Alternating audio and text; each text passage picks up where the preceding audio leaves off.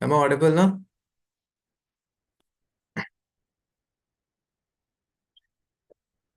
Okay, तो I hope you all good.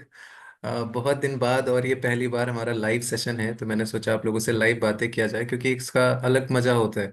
Chat चलती रहती है, हम लोग बात करते रहते हैं और साथ साथ में सेशन भी चलेगा।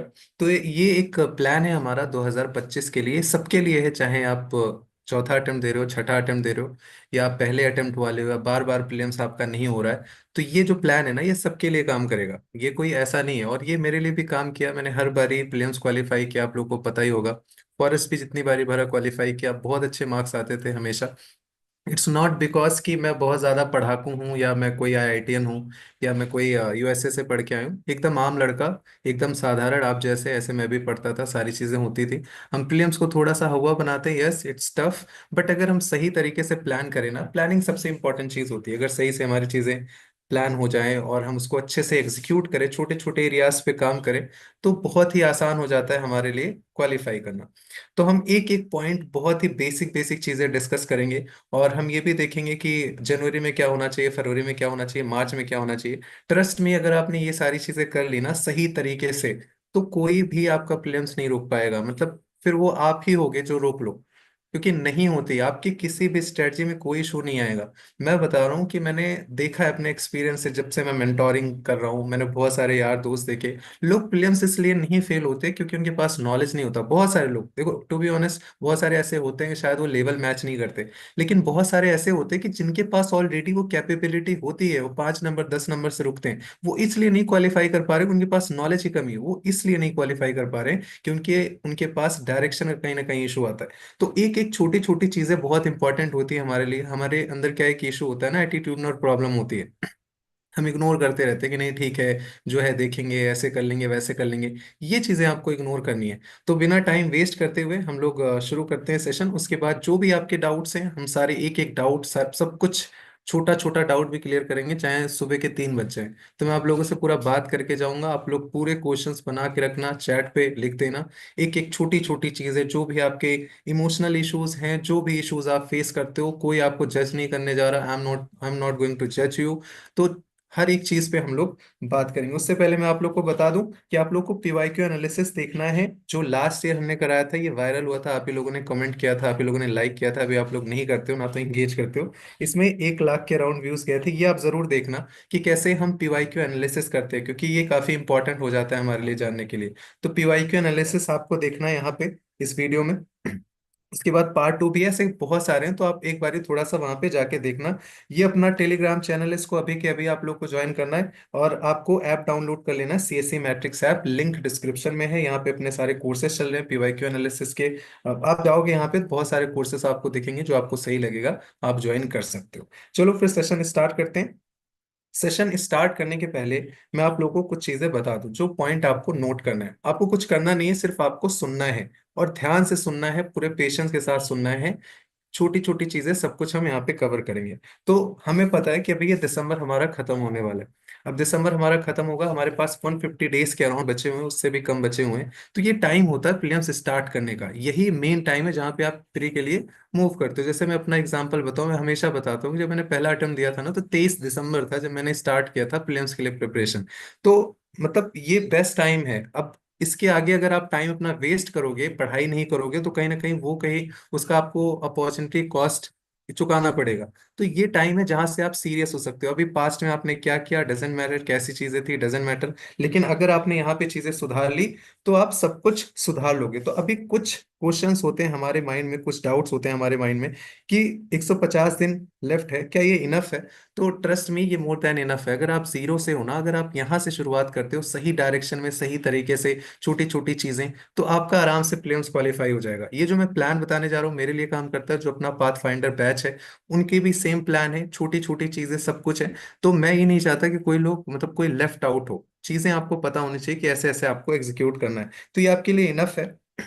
आप पहले अटेम्प्ट वाले हो क्या क्वालिफाई कर सकते हो? बिल्कुल कर सकते हो। जो पहले अटेम्प्ट के हैं आराम से कर सकते हो। अभी से अगर आप रूथलेस रहोगे, पैशनेट रहोगे ना, पॉजिटिव रहोगे, राइट डायरेक्शन में, nobody can stop you. ये मेरे से आप लिखवा के ले लो।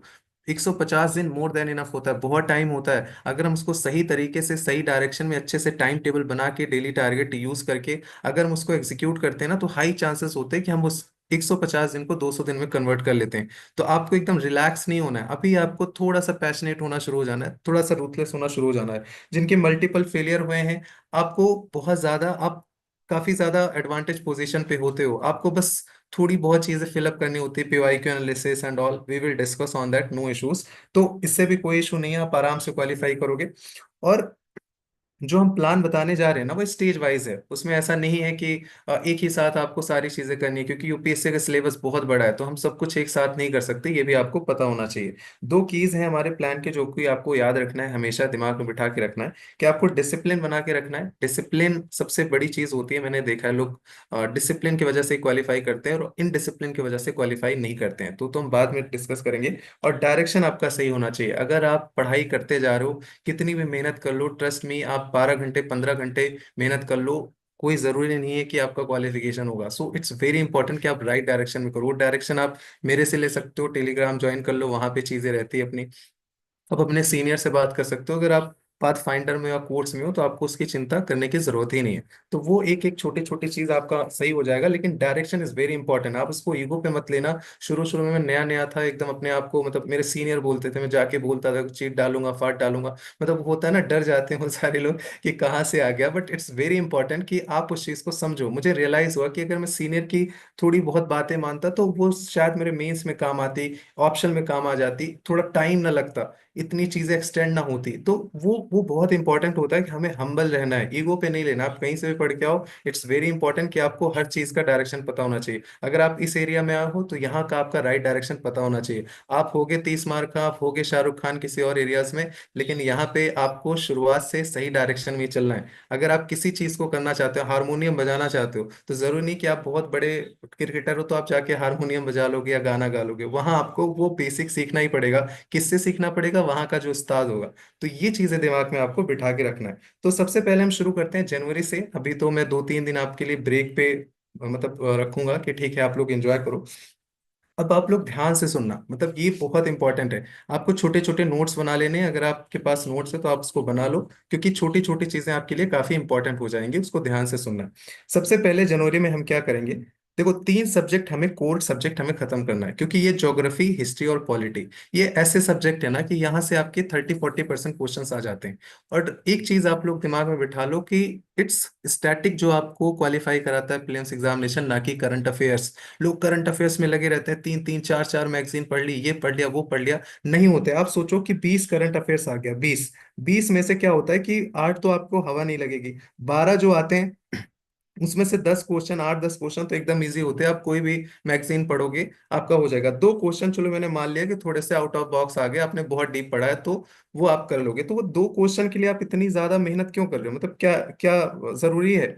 मतलब आप खुद सोचो कि उसका इनपुट आउटपुट रेशियो क्या अच्छा है? बिल्कुल भी अच्छा नहीं है। तो उन चीजों पे आपको ज्यादा फोकस नहीं करना है, ज्यादा यहाँ पे करना है। और हमें स्टार्ट कहाँ से करना है? ज्योग्राफी से। ज्योग्राफी से इसलिए क्योंकि ये स्टैटिक पोर्शन है। यहाँ पे अगर अभी आप पढ़ोगे ना तो भूलने के चांसेस कम होते हैं। अगर मान लो मैं करंट अफेयर्स बोलूं तो करंट अफेयर्स क्या, अगर आप अभी पढ़ोगे तो भूल जाओगे, फिर से आपको रिवाइज करना पड़ेगा। बट ज्योग्राफी कॉन्सेप्चुअल चीज है, तो इसीलिए हम पहले वो चीज पढ़ते हैं जो हमारे दिमाग में मतलब एकदम सेव हो जाए, बस थोड़ा सा रिवाइज कर लेंगे, चीजें हमारी मैनेज हो जाएंगी। तो ज्योग्राफी से स्टार्ट करना है, पाथ फाइंडर वाले जानते होंगे, हम लोग ज्योग्राफी से शुरू कर रहे हैं। ज्योग्राफी आपको 10 दिन में खत्म करना है, बेसिक चीजें आपको करनी है, मैं आपको दिखाऊंगा पीवाईक्यू एनालिसिस में। अभी मैं दिखाता हूँ। जो पाथ फाइंडर है जानते होंगे कि सारे क्वेश्चंस, ऑलमोस्ट 15 में से 13 क्वेश्चन 2024 में सिर्फ एनसीईआरटी से आए। अगर आप एनसीईआरटी अच्छा से कर लो तो फिर और क्या ही जरूरत है, लेकिन लगे रहते हैं कि ये भी कर लेना है, जीसी लियोंग कर लेना है, पीएमएफआईएस कर लेना है, ये नोट्स फलाना नोट्स धमका नोट्स। उसके चक्कर में क्या होता है ना, बेसिक चीजें आप सही से रिवाइज नहीं करके जाते, वो जाके कुछ लैटिट्यूड लॉन्गिट्यूड पूछ लेता है, एकदम बेसिक कक्षा 7 वाली चीजें आप उसको गलत करके आते हो, फिर हाथ रख के बोलते हो कि मेरे 5 नंबर से रुक गए। तो बहुत इंपॉर्टेंट होता है कि आपको बेसिक चीजों से कभी वो हटना नहीं है, मतलब वो आपके लिए इंपॉर्टेंट ही इंपॉर्टेंट है, उसको आप इग्नोर नहीं कर सकते। तो ज्योग्राफी में बेसिक एनसीईआरटी 11 12 आप अच्छे से कर लो। बाकी मॉक टेस्ट अभी जैसे जो लगाना है, एक एक चीजें कवर करेंगे कि मॉक टेस्ट कैसे आपके कवर होंगे, कैसे आप कवर कर सकते हो, पीवाईक्यू एनालिसिस कब करना है, कैसे करना है, करंट अफेयर्स कब पढ़ना है, कैसे पढ़ना है, हर एक चीज A to Z आपका कवर होने वाला है। उसके बाद आपको हिस्ट्री करना है। हिस्ट्री में भी 10-12 दिन। मैं समझ सकता हूँ कि 10 दिन शायद आपको लग रहा होगा कि इनफ नहीं है, बट अभी वेट करो, अभी आपको चीजें समझ में आएंगी। तो 10 दिन में आपको हिस्ट्री खत्म करना है। रिवाइज करो, नोट्स बनाओ, अगर आपके पास के नोट्स हैं उसको रिवाइज करो, क्योंकि अपने नोट्स सबसे ज्यादा इंपॉर्टेंट होते हैं। आप टॉपर्स के नोट्स देख लोगे, दूसरों के नोट्स देख लोगे, उसमें आपको चीजें समझ में आएंगी। लेकिन एक चीज आप खुद सोचो कि जिसने नोट्स बनाया उसने पूरी किताब पढ़ी है, उसने पूरी कहानियां, उसको बैकग्राउंड की चीजें पता है, तो उसने जाके शॉर्ट नोट्स बनाए। आप सिर्फ जाके शॉर्ट नोट्स पढ़ रहे हो तो आपको बैकग्राउंड की कहानियां नहीं पता ना। अगर स्टेटमेंट थोड़ा सा ट्विस्ट हो गया तो आप फंस जाओगे। तो इसीलिए कोशिश करो कि अपने नोट्स बनाने चाहिए। बाकी सब सपने होते हैं, अपने तो अपने होते हैं। तो अपना नोट्स हो, अपना घर हो, अपनी चीजें हमेशा अपनी होती हैं। तो ये ध्यान रख लेना कि वो सबसे ज्यादा खूबसूरत होती है, सबसे ज्यादा ब्यूटीफुल होती है। मैं अपने नोट्स पे भी दिखाता हूँ आपको, बहुत गंदा है बट मेरे लिए बेस्ट है, वो चीजें आपके लिए काम करेंगी। जब आपको कोई चीज लग रहा है कि ठीक है ये चीजें नहीं हो सकती, तो लास्ट रिजॉर्ट पे रखो। अभी क्या है, आपके पास इनफ टाइम है। लोग क्या होते हैं ना कि अप्रैल मई में शुरू होते हैं, बहुत सारे लोग आपने अपने आसपास देखा है, शायद आप भी उसी कैटेगरी में हो, कि अप्रैल में जाके एकदम से जागते हैं, मार्च में जाके एकदम से जागते हैं, फिर ये कर लेते हैं, वो कर लेते हैं, ऐसा फलाना ढिमका। ये चीजें आपको नहीं करनी, आपको यहीं से शुरू करना है, कछुए की चाल में रहना है। तो हिस्ट्री आपको खत्म कर लेना है, modern history, ancient and medieval चीजें रिवाइज करनी है। एंशियंट के लिए 6 के एनसीईआरटी मस्ट। आप यूट्यूब पे सर्च करो, प्रतीक नायक सर की एनसीईआरटी उन्होंने डाल रखी है, शायद unacademic, I don't no.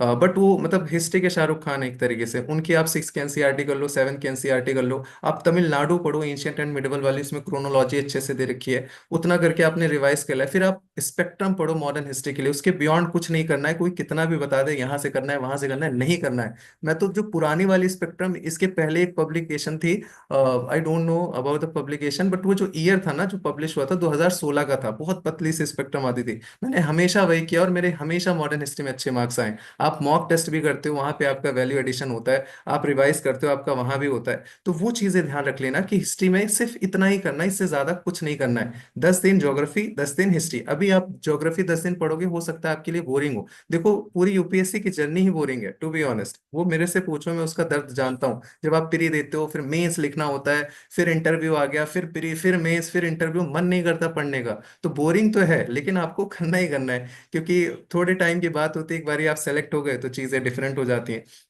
तो हमें पढ़ना ही पढ़ना है, आपके लिए बोरिंग हो ना हो। देखो 10 दिन अगर हम ज्योग्राफी उठा के पढ़ते हैं तो क्या होता है कि आप चीजें रिलेट कर पाते हो। पहला चैप्टर पढ़ा, अच्छा ये इससे रिलेटेड है, अच्छा ये इससे रिलेटेड है, फिर उसी के आपने मॉक टेस्ट लगाए, फिर आपने नोट्स बनाए, तो आप उसमें मास्टर हो जाते हो। तो हो सकता है उस टाइम पे आपको लगे कि आपका हिस्ट्री छूट रहा है, पॉलिटी छूट रहा है, बट उसका भी टाइम आता है। आप कोई 10 दिन बाद तो एग्जाम देने जा नहीं रहे, आपके पास 150 दिन है। तो क्यों ना हम ऐसा प्लान बनाएं कि वो धीरे धीरे जाके चीज एग्जीक्यूट करें। तो पहले कॉम्प्रिहेंसिवली हमें कोई चीज कवर करना है, उसके नोट्स बना लेने हैं, समझ लेना है। पॉलिटी के लिए Laxmikanth is more than sufficient, उससे बियॉन्ड कहीं सवाल नहीं आते। अगर वो आते हैं, कोई आपसे करता है ये कर लो वो कर लो, हमें सिर्फ क्वालिफाई करना है, हमें कोई यहाँ नेता नहीं बनना है, ना तो हमें कोई लॉयर बनना है यहाँ पे। अगर आपके 100 नंबर आ जा रहे हैं, हमारा क्वालिफिकेशन हो जा रहा है, बस हमें यही चाहिए। कोई कह रहा है 2 क्वेश्चन यहाँ से आ गए, एंशियंट में 2 क्वेश्चन अल्भाषम से आ रहा है, आर्ट एंड कल्चर अल्भाषम से आ रहा है, यूपीएससी ने ट्रेंड चेंज कर दिया, डरे जा रहे हो उसमें, एकदम परेशान हो, अल्भाषम खरीद लाए 500 रुपए की, उसको पढ़े जा रहे हो, उसके नोट्स बनाए जा रहे हो, जो बेसिक चीजें उसको आप रिवाइज नहीं कर रहे। तो ये सारी चीजें नहीं करना है। मैं आपको एज ए ब्रदर बता रहा हूँ एस्पिरेंट माइंडसेट से, कि हमें कैसे अपनी चीजें मैक्सिमाइज करनी है। यहाँ हमें 30 मार्क नहीं बनना है, बस अपना क्वालिफाई करके काम साइड में कर लें। तो लक्ष्मीकांत अगर आपने अच्छे से पढ़ लिया ना, तो आपके सवाल नहीं जाते। मैंने आज तक लक्ष्मीकांत के अलावा कोई चीज नहीं पढ़ी है, इतनी बार इसको रिवाइज किया, अभी भी सवाल आया वहां से, मैं गलत नहीं करूंगा। तो ये चीजें ध्यान रख लो। उसके साथ साथ जो आप करंट अफेयर्स पढ़ते हो, कोई भी मैगजीन, चाहे PT 365 हो, चाहे बाजीराम की हो, जो भी आप पढ़ते हो वो आपने कर लिया। मॉक टेस्ट आप लगाओगे, मॉक टेस्ट में आप बहुत सारी गलतियां करते हो, गलतियों से आप पॉलिटी सीखते हो, क्योंकि पॉलिटी में बहुत ज्यादा एक्सेप्शन होते हैं, छोटे छोटे फैक्ट्स होते हैं। तो वो फैक्ट हमें ऐसे नहीं याद होते। वो फैक्ट कैसे याद होते हैं, जब हम उस चीज को बार बार गलत करते हैं मॉक टेस्ट के थ्रू। वो भी हम बात करेंगे कैसे आप उसको कर सकते हो। तो ये चीजें आपको यहाँ पे करनी है। अब जैसे मैंने ज्योग्राफी उठाया, ज्योग्राफी मेरा 8-10 दिन में खत्म हो गया। उसके बाद हम क्या करेंगे कि मॉक टेस्ट लगाएंगे, 2 ज्योग्राफी के मॉक टेस्ट लगा लिए। आप परेशान मत हो कितने मार्क्स आएंगे, 40 आएंगे, 30 आएंगे। मैं आपको एग्जाम्पल बता रहा हूँ। 2019 की बात है, 18 की बात है, दिसंबर, 23 दिसंबर मैंने शुरुआत किया था। और मैंने वाजीराम में एक टेस्ट दिया था, एनसीईआरटी का पहला टेस्ट होता है, बहुत सारे लोगों को पता होगा। उस टेस्ट में क्या हुआ था, मैं जब दे के आया, मेरे 23 नंबर आए थे टेस्ट में पहला टेस्ट था। और उसी साल 2019 में 4-5 महीने बाद, मैं बार बार कोट करता हूँ, मैंने एक ऑल इंडिया मॉक टेस्ट दिया था एक बड़े कोचिंग इंस्टीट्यूट में। I got AIR 1। 13-14 हजार लोगों ने दिया था, मेरे 128 मार्क्स से। मैंने यूट्यूब पे बोला था, अभी होगा, आप देख सकते हो। सोचो AIR 1 मेरा आया, तो चीजें कितनी जल्दी बदल गई। तो अगर आपके यहाँ पे कम मार्क्स आ रहे हैं ना, तो उससे घबराने की बात नहीं है, वो आपके प्रोसेस का पार्ट है। हम कोई अभी तुरंत तो जाके प्लेन्स में बैठ नहीं रहे। तो ये चीजें आप ध्यान रख लेना, मॉक टेस्ट में आप परेशान मत हो। मॉक टेस्ट लगाना कैसे, ये सबसे ज्यादा इंपॉर्टेंट है। किसी भी टॉपर ने अगर आपको बोल दिया कि 200 मॉक टेस्ट लगाओ, आप 200 मॉक टेस्ट लगा लोगे, अगर आप सही तरीके से नहीं लगाए, ट्रस्ट मी, वो आपको बहुत ज्यादा हेल्प नहीं करेगी। तो मॉक टेस्ट कैसे लगाना है वो भी अभी मैं आपको एक नोट्स बना के दिखा दूंगा, नोट्स है मेरे पास, ताकि आप उस चीज को सही तरीके से यूटिलाइज कर सको। उस पर अभी हम बाद में बात करेंगे। फिर आपको PYQs करना है सब्जेक्ट वाइज। जो पाथ फाइंडर के हैं उनका प्लान ही ऐसे चलता है कि आप एक सब्जेक्ट पढ़ोगे, उसमें टॉपिक्स रहते हैं, डेली टारगेट्स। फिर आप दो मॉक टेस्ट में क्या कि लाइव, आप दोस्त यार जो भी हैं आपके दो चार, आपने क्या किया, एक वर्चुअल लाइब्रेरी क्रिएट कर ली। हम लोगों ने एक वर्चुअल लाइब्रेरी क्रिएट करी है। उसमें क्या होता है कि PDF इधर उधर कोचिंग के डाल दिया, सारे लोग बैठ के एक साथ मॉक टेस्ट अटेम्प्ट कर रहे हो, और उसमें आपको ग्रुप में अपडेट करना है। तो उससे क्या होता है कि टेस्ट सीरीज के पैसे बच जाते हैं, और आपको एक ग्रुप वाला माहौल मिल जाता है, which is very very important. जो मैं करता था, हम लोग दोस्त यार करते थे, यहाँ पे बड़े लोग, मतलब बड़ी कम्युनिटी में होता है। आप लोग जो कोर्स के बाहर हो, आप लोग अपने दोस्त यार में ये चीजें कर सकते हो। लाइब्रेरी वाला सबसे सबसे इंपॉर्टेंट चीज होता है, मतलब 2-4 लोग भी हो, एक वर्चुअल लाइब्रेरी बना लो, बढ़िया कैमरा किताब की तरफ करके, आपको अकेलापन नहीं फील होगा। तो ये दोनों चीज आपको करना है सब्जेक्ट वाइज। PYQs आप यहाँ पे करोगे सब्जेक्ट वाइज। तो जनवरी में आपको अपने स्लॉट को 3 स्लॉट में डिवाइड करना है। पहला स्लॉट आप स्टैटिक करोगे ये। दूसरा स्लॉट आपको CSAT करना है। CSAT हम फरवरी तक निपटा देंगे, वो अप्रैल मार्च मई वाला सीन नहीं रखना है कि कर लेंगे कर लेंगे। जब आता है ना मई, मैंने बहुत बार ये चीजें फेस की है, जब आता है मई तो दिमाग खराब हो जाता है, वो प्रेशर दिमाग में चढ़ जाता है कि CSAT नहीं हुआ, CSAT नहीं हुआ, फिर उल्टा सीधा करते हैं, अंडर कॉन्फिडेंट ही रहते हैं। जब पेपर 1 GS खत्म हो जाता है, तब भी डर ही लगा रहता है कि ओ माय गॉड क्या होगा कैसे होगा, और पैनिक कर जाते हैं, जरा सा इधर उधर जाता है। तो CSAT में हमें गुनाह नहीं करना है, मतलब एक गलती होती है ना, एक गुनाह होता है। तो यहाँ पे हमें गुनाह नहीं करना है, तो हम जनवरी में ही CSAT अपना खत्म कर लेंगे। फरवरी, मिड फरवरी तक अपना CSAT पूरा हो गया। CSAT कैसे करना है बिना कोचिंग के, एक वीडियो मैंने डाल रखा है यूट्यूब पे, आप जाओगे देखोगे, आपको वहां सारी चीजें क्लियर हो जाएंगी। छोटी छोटी चीजें, पैसे से लेके सब कुछ, वहां पे सब कुछ क्लियर है। ओके। तो दूसरा CSAT करना है। तीसरा जो है स्लॉट, वो आपको ऑप्शनल पे करना है। यहाँ पे दो तरीके के लोग हैं। एक ऐसे हैं कि आपके मल्टीपल टाइम प्लेन्स आप फेल हो चुके हो, तो कहीं ना कहीं स्ट्रक्चरल इश्यूज है, थोड़ा उस पर काम करना है। अगर CSAT की वजह से हो रहा है, CSAT पे ज्यादा टाइम देना है। और कुछ ऐसे होंगे जो प्री क्वालिफाई कर चुके होंगे, या मतलब उनका काफी अच्छा तैयार होगा प्लेन्स, कई बार वो क्लोज रहे होंगे 10-5 मार्क्स से। तो आप ऑप्शनल पे ज्यादा फोकस करोगे, क्योंकि मेरा ऐसा मानना है ना कि अगर आप प्लेन्स तक ऑप्शनल अपना कंप्लीट कर लेते हो, तो आप बहुत ज्यादा एडवांटेज पे होते हो। क्योंकि GS 1 2 3 तो आप यहीं पढ़ रहे हो, एथिक्स हो गया, ऐसे हो गया, छोटा रहता है, हम उसको वहां पे कवर कर लेते हैं, तो कोई इशू नहीं आता। तो ऑप्शनल जो है आपको यहीं पे कवर कर लेना है। ये स्लॉट आप ऑप्शनल के लिए रखो। 2 स्लॉट आपने ये रखा, एक स्लॉट आपने ऑप्शनल के लिए रखा। CSAT का मैंने पूरा डिटेल डाल रखा है, वहाँ पे प्लान डाल रखा है, एक वीडियो बना रखा है।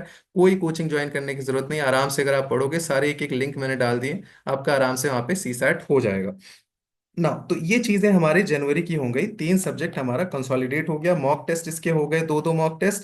और उसके साथ साथ हमारे PYQs हो गए सेक्शनल। सेक्शनल PYQs करो, जैसे पाथ फाइंडर में हम लोग जो PYQ का कोर्स है, उसमें 2000 से 2016 तक करवाते हैं, 2017 से 2024 तक वो ईयर वाइज होगा, क्योंकि वहाँ पे एल्गोरिदम, वो सारी चीजें, कैसे एलिमिनेशन होता है, कैसे थिंकिंग प्रोसेस होगा, वो ईयर वाइज ज्यादा मजा आता है, क्योंकि आपको एक्चुअल एग्जाम में फेल आता है। तो आप क्या कर सकते हो, लास्ट 25 साल के उठा सकते हो सब्जेक्ट वाइज। तो पहले सब्जेक्ट वाइज कर लो, फिर लास्ट 5-7 साल के, जब से पैटर्न चेंज हुआ, आप ईयर वाइज कर लेना। फिर उसके बाद क्या करना है, फरवरी आ गया हमारा। तो फरवरी में हमें क्या करना है, 3 स्लॉट डिवाइड करना है। पहला वाला स्लॉट सेम, उसमें इकोनॉमी इन्वायरमेंट करना है, मैं बताता हूँ।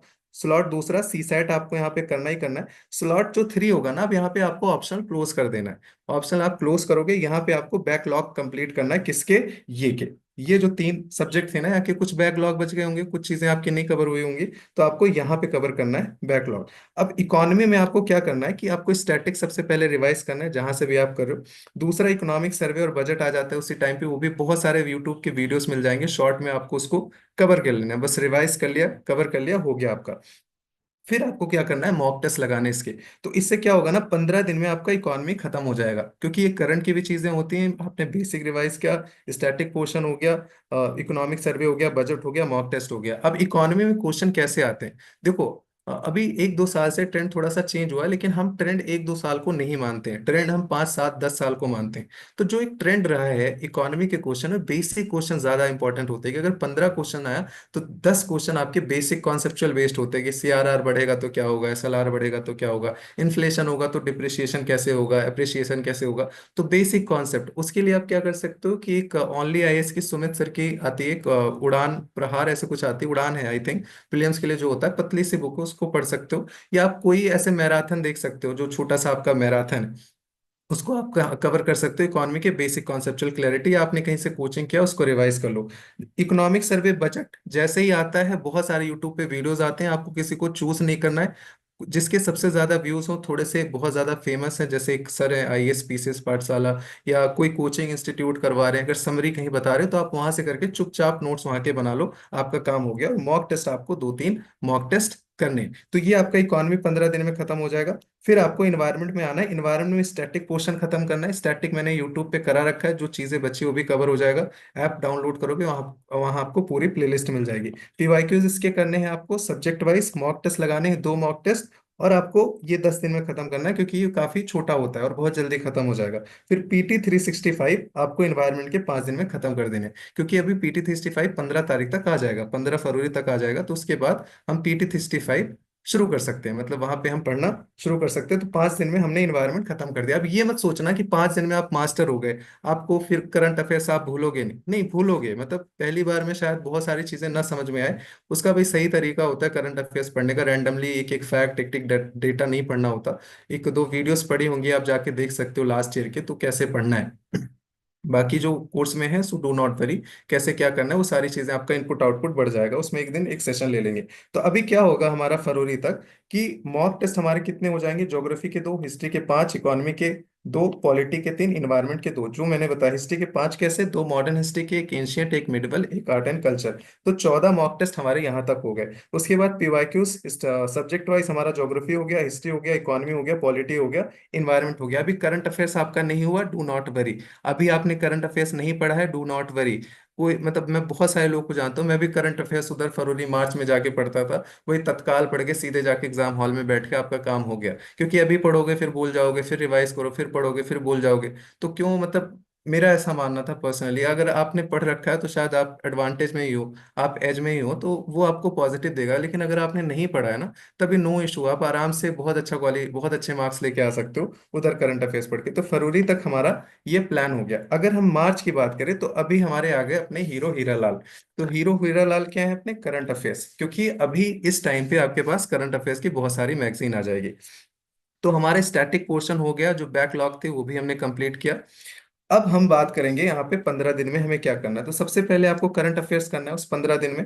पूरे करंट अफेयर्स नहीं करनी है, पूरा महीना ही आपको करंट अफेयर्स करना है, पूरा मार्च।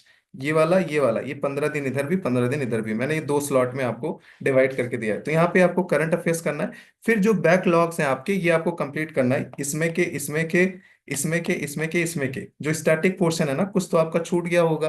कहीं आप शादी में चले गए, भैया की शादी में, मामा के लड़के की शादी में बारात चले गए, या कहीं घूमने चले गए, तो मैं उस चीज़ को थोड़ा लिबरल रखता हूँ, जो अपना प्लान भी रहता है डेली टारगेट्स का, वहाँ भी चीज़ें थोड़ी सी लिबरल रहती हैं। और उसके साथ साथ आपको मॉक टेस्ट लगाने हैं, मॉक टेस्ट आपको सेक्शनल लगाने हैं। अभी तक जो मैं बात कर रहा हूँ ना मॉक टेस्ट की, वो सेक्शनल है, कि आपने कोई सब्जेक्ट पढ़ा, सेक्शनल मॉक टेस्ट लगाए, आपका काम हो गया।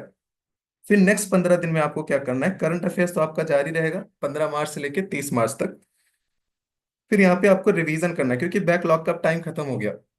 यहाँ भी अगर आप बैकलॉग लेके आ रहे हो, तो आपकी प्लानिंग में इशू हो रहा है, फिर कहीं ना कहीं आप पीछे जा रहे हो। तो यहाँ पे आपको क्या करना है कि यहाँ पे रिवीजन अब स्टार्ट कर देना है हमें, क्योंकि अब हमारा टाइम आ गया रिवीजन से।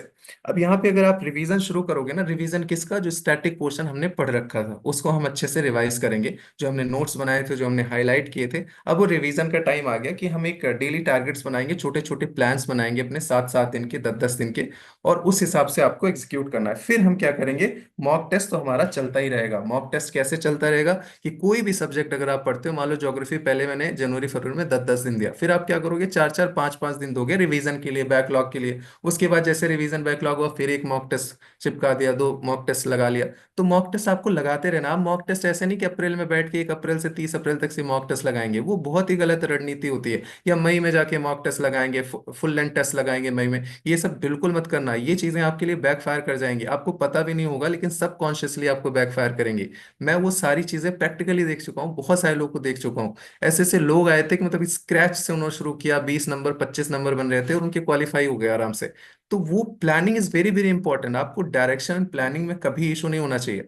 मैंने लास्ट जो सेशन लिया था उसमें भी बताया था कि 1 मिनट में समझ में आ जाता है कि इशू कहाँ है। अगर आपका बार बार प्री रुक रहा है ना, तो आप मेरे को कांटेक्ट कर सकते हो, टेलीग्राम ज्वाइन करो, मेरे से कांटेक्ट करो। आप कोर्स में हो तब भी मैं हमेशा अवेलेबल रहता हूँ, वहां तो ज्यादा ही रहता हूँ। आप तुरंत बात करो, अपने इश्यूज बताओ, 1 सेकंड में पता चल जाता है कहाँ इशू आ रहा है। कुछ नहीं है, मतलब छोटी छोटी चीजें अगर आपने फिक्स कर लिया, आप आराम से क्वालिफाई कर जाते हो। अगर आप 2-3 साल से बहुत क्लोज इनकाउंटर हो रहा है, थोड़ा सा उस पर काम करने की जरूरत होती है, आप आराम से क्वालिफाई कर जाओगे। तो ये चीजें तो आपको करनी करनी, मॉक टेस्ट जाके आपको मई में नहीं लगाना है। तो अभी क्या होगा, अभी क्या होगा, हमारे यहाँ पे ज्योग्राफी के 2 मॉक टेस्ट हो जाएंगे, इकोनॉमी के 2 हो जाएंगे, पॉलिटी के 2 हो जाएंगे, हिस्ट्री के, एनवायरनमेंट के। अब पूरा प्लान मैं यहाँ पे नहीं बता सकता, नहीं दे सकता, बिकॉज वो बहुत हेक्टिक होगा। जो अपना प्लान चलता है, कोर्स चलता है, तो वहाँ पे हम धीरे धीरे कर लेते हैं उस हिसाब से। लेकिन ये आपका टारगेट होना चाहिए, आप अपने हिसाब से रेशनलाइज करके उसको प्लान बना सकते हो। यहाँ पे आपको 2 स्लॉट में रखना है।